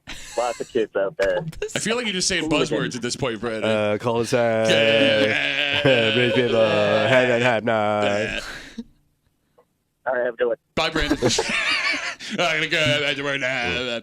The man who originated that voice. 252 WCMF. Oh, King Tongue? Listen. King Tongue. Ben, where are they whining, buddy? All right, first off, I'm going to say, I think Brandon sounds more like me than Austin does. Okay. Nobody asked you. We'll write that down in the notes of Ben's things Ben said. I'm going with Walworth, and I have a... Shut up, Ben. Ben, why do you suck so hard? You shut up. There is a road in Walworth called High Street. Kid stole the High Street sign. That's what it is. Have you driven by it lately? Not lately. Is it but there? I would guarantee it. Because if it's there... No, I just said Is that his I haven't driven hometown? by it. Probably. Well, you grew up in Walworth, right? Yeah, for a little bit. Okay. I grew up there a little bit. Think about King it. Tongue. Born in Walworth. Moved to Caledonia. King Tongue. Nobody got that but you and me. Kimmy, did you get that reference? Like that song? Like that song, she says. Saw it on a TikTok video the other day. Ben, we got you for Walworth, buddy. Thanks for the call. I appreciate it. Yeah. He grew up on next to High Street. Oh. Low Street. Yeah, super low street. I just want to point out what I'm getting out of this.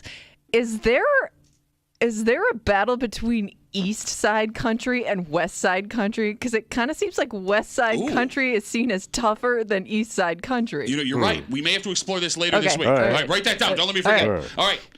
Folks, don't worry about it, Kimmy. Last week we introduced you to a new gentleman who's been hanging out with us here on the show. His name is Zach. He's our intern. Let me throw him up here on our live stream there. Zach, how you doing, buddy?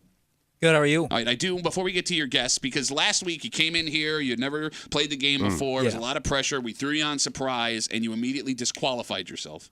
A lot of shame. You said your family is no longer talking to you. Yeah, they're highly disappointed in me. Yeah. Okay. By the way, you were talking, Tom. You picked Brockport. Yes. And you said you picked Brockport because Low college. Low-end college. Yeah. And you said that it only produces idiots. Isn't that what you said? I didn't say idiot. You said You kind of did. You're talking a big game. Hey, is part of our internship program. Zach, where do you go to college? I go to SUNY Brockport. How long have you been an idiot? And by the way, you ended up in the crappiest show.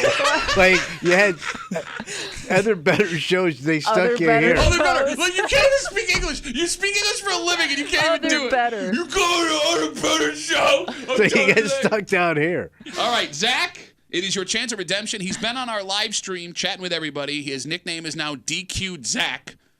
Can you bring it back? Where are they whining Zach? I'm going to go with Penfield. Why Penfield? Well, because there's not a lot. I work out in Penfield in the summer, and there's not a lot of stuff to do out there. Okay. And I just feel like that's something, where a sign would be stolen is out there in Penfield. I don't hate that. That's not a bad guess. I don't hate that. It's good logic. Okay. A lot of sidewalks out there. We did hear it's Sidewalk USA. Yeah, there's a lot of places that are like, discreet, kind of not a lot, like countryside area where, I feel like if you steal a sign, nobody would really notice. Okay. All right, Zach, we got you for Penfield. Thank you for Watch your him guess, hit. buddy. After you run your mouth. I would like him to hit. You make fun of him. I'm pulling for this kid to hit. What are you talking about? You just called him an idiot to his face. No, joke idiot. Joke about the idiot. All right. Let's recap right. before we get to our answer. Are we ready? Tommy is in Brockport. I'm in East Rochester. Mason's in Gates. Dan's in Pete's out in Greece. Barber's in Henrietta. Adam is in Mendon. Chris is in Irondequoit. Caleb chose Brighton. Redneck. Good logic, but I think we're too far out with Geneseo. Alex, Lady Alex, she's in Spencerport. She immediately showed her Spencerport colors. She got nasty, Bro, man. They're Really quick. They're like Wolverine. She's a little porthole. I called her a porthole. Dave is in Macedon because Eastside Country is softer than Westside Country. Brandon is in Farmington. Ben is in Walworth because he's an idiot. And Zach is trying to redeem himself, our intern, with Penfield. Are we ready? Yes. Ready. Let's go! Come on! Back-to-back stars! History time! Spencerport! Gates! Henrietta! Where they whining? Come on! History has been made this week. Get out of here! No. Come on! Because they whining. In Greece! So he's 5 Pete. Yeah, he's got. Pete is officially the leading star chart guesser. And what I say, you take the biggest town. So why didn't you take it? Spread your bet. So why didn't you take it? Stupid. I like to leave for the community. Do you? I'm not a taker. I'm a giver. You're very mean the way you did that. You're I mean, very That it's was history. awesome. It's history. That was awesome. And the way you Pete did made it. history. Pete has now 3 stars on the board. That was the meanest thing you've ever done. Steve has 2. And I'm going to spend the rest of the week trying to hurt your feelings very badly. I want you to know that. I was so It's excited. not my fault you didn't pick the right plane. Shut up. I am so mad at you right now. I'm so mad And would you at have ER? East You Rochester. weren't even close, man. Neither were you. Brockport is way closer to Greece Your than your logic- busted ass Hey, dumbass. ER Hey, tight dumbass. town Hey, where dumbass. everybody's watching. Dumbass, what? Your logic was it was a college. What college is in Greece? The one close Greece college. They probably got some little busted college Name out it. there. Something like Brighton and Stratton or something. They got Brighton Stratton Brighton in Stratton. Greece. Yeah. I bet you they got like little college out there. Name it. Like a tech school. Name it. Gun tech. All right. Thank you to, congratulations to Pete. This guy, Pete sucks. God, I hate Pete. He's the Yankees, man. I hate Pete. I hate Kimmy. I hate you. I hate everybody. Let's take a break. There's one man who is actually offering olive branches to everybody right now. He's worried about his children. So this actor has offered to meet with one of the most infamous men in the world right now to resolve this military issue. What the hell's going on? We'll tell you next here in the break room on 96.5 WCMF.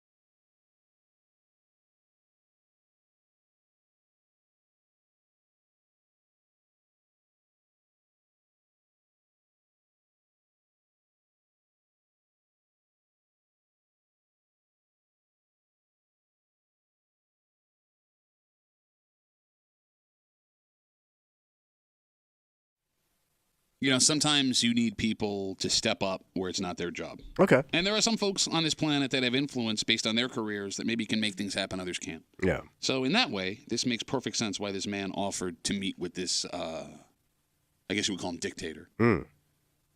And I'll let you decide. Okay. Well, you're hanging out in the break room. Rochester's Classic Rock 96.5 WCMF. So for those who don't follow international news, was it over the weekend? Some Russian ships got close to the Americas. Yeah, well, they were going into Cuba. Yep. And the fleet, the Russian fleet. You got it. And that alarmed some people. Mhm. And it also alarmed people in the Caribbean because you don't want Russian ships just like right on. And these are like submarines, destroyers. It ain't like Carnival Cruise. Yeah. You got it. Yes, thank you. I'm sorry. They were Russian government army ships. So one of the people who was very concerned is actor Vin Diesel. Really? Yeah. Is he looking for work? Fast and the Furious? No. Docking and tying things up? He's looking to play peacemaker. Okay. All right. What do you do? Well, Vin Diesel, he has children. I believe he also lives on a Caribbean island out there. Okay. And he put out a post on Instagram on Father's Day. What do you say? All right, you ready? Quote, I saw warships off my country's shores. I'm not the Tucker type. As a father, my kids live in that country. Putin, I will fly to the Caribbean. Come have dinner. Let's not let foolishness dictate the future. Hashtag Happy Father's Day. Right. So he sent that to Vladimir Putin. He just sent it, put it out on Instagram. The actor Vin Diesel is asking Putin in Russia to have dinner at his house. At his place in the Caribbean to discuss the issue of the ships being off the coast. Right. And he's serious. Yeah, this is dead ass. He's not been drinking rum all night on his island house. He may have been drinking rum, Right. but whether or not rum was involved, I just want to say that again one more time. Yeah. The actor Vin Diesel put out a post on Instagram inviting Vladimir Putin to come have dinner with him to discuss the warships off of the coast of the Caribbean island. So does Vin Diesel think he's so popular globally So influential. that would be something that would pop on Putin's desk? He'll see this. It's very possible. Okay. Because you would have to think you are such a great actor at that level that he couldn't turn you down. Like he Right. thinks he's Tom Hanks. I don't think Tom Hanks has the smoke to meet with Putin. But Tom Hanks isn't as arrogant as Vin Diesel. Tom Hanks has this kind of he's You're right. He's not a big. You okay He's a with big that? star, but doesn't act like it. Okay. But You know what I mean? I will say, I don't He's know humble. what he's talking about. Thank you. He's a humble guy. 30 seconds. Boy, humble wasn't there. I'm watching the clot move through your brain as you're talking. The weird thing, though, is every now and then you do see like these kind of offshoot actors. Well, it's the Rodham. Become like big. The who? Stop. What'd you say? Dennis Rodman. The Dennis Rodman. You said I'm a little stuffed up. Rodman. A little stuffed up. I had no idea what he was Are you talking dying about. right now? I don't know. But to your point, yeah, like every now and then, like you'll see one of those guys like all of a sudden befriend some like world politician, Yes. and you're just like, wait a second, how did that friendship form? But Putin does have a relationship with some weird actor. Yeah. He does.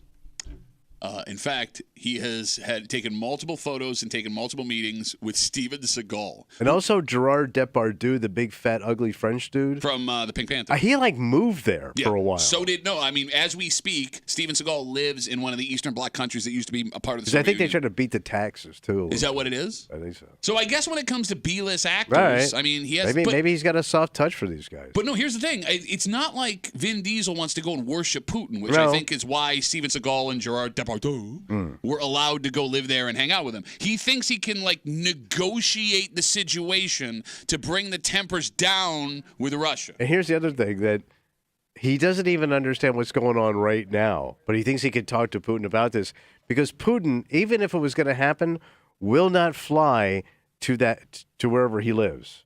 Why? Because right now the International Criminal Court will arrest right. him. Yeah. So the only places he can cruise to is North Korea and China, who he's friendly with. Sure. If he goes to Western Europe, he will be arrested. You're and he right. knows that. You're right. So like he doesn't even know that. And and if my dumbass knows that, Island Boy should know that. Look, in the defense of Vin Diesel, I don't think he should know that, but he also shouldn't be inviting Putin Right. to have dinner in the Caribbean. I understand. Like, I'm not judging him for not knowing that. I am judging him for saying, hey, man, let's sit down and have dinner. What do you serve Putin anyway? I don't even know what the guy eats. Borscht. No, that's. You think he? What? He's Russian. He's with the richest man in the world. You think he's eating your all right, ready? beet soup? Truffle borscht. Oh, I didn't mention that. All right. 252 WCMF 252-9263. Let's talk to Rammer. Hey, Rammer, what's going on, buddy? Hey, good morning. I love this idea, but I think you should also invite Dwayne, right? Bruce Willis, Chris Rock, and Slim Shady. Let's have a party. Shut up, Rammer. Come on, it's a great idea. Okay, so we're going to have a Hollywood party with Vladimir Putin as the guest of honor, eating truffle borscht in the Caribbean. Hey, I didn't say guest of honor. He's going to be a guest, but he may never return if you get that crew together. You know what I get where you're going. Even though he's got his own submarine sitting outside your house. If the international courts try to arrest him, right, they can just jump in the car, and it's, I don't know, Fast and Furious, 23? On an island. It's the shortest of the Fast and the Furious. Yeah. They just go back and forth for 15 minutes. Well, they go from the island to the boat, and then the boat to the, they just make a whole thing out of it, right? They just make a whole thing out of it. Right. They can go submarine ship hopping in Fast and Furious style, jumping from one to the other to the other. Come on, it's a great movie. Let's do it. All right, let's do it, Reverend. Thank you for the call. They'll make a whole thing out of it. Yeah, all over. It's the ultimate old man saying when you're out of ideas. You come over for dinner, they can make a whole thing out of it. Come back. Reverend, I'll tell you what we're doing tomorrow next in the break room on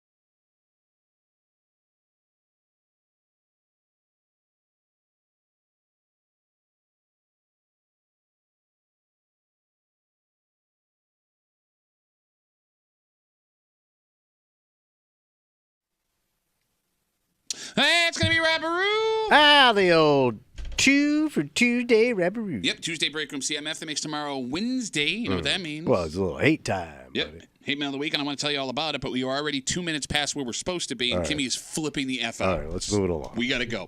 For Kimmy, who did the meanest thing ever today. It was brilliant. I don't think it was mean. I was speaking the truth. You was It was just not about you. When I talk like this, I'm the meanest person ever. You know I did something mean. For Tommy Muley, who thinks Dennis Romdom is... That's coming up soon. That guy. He's a famous, but he don't act like he's famous. Trying to say humble. He's doing that thing. Something that this room could use. He looks at me like I'm hey, tell me what's in my head. Tell me what I got going on in my head right now. My name's Pat Duffy. We'll see you tomorrow morning, 6 a.m. here in the break room on 96.5 WCMF.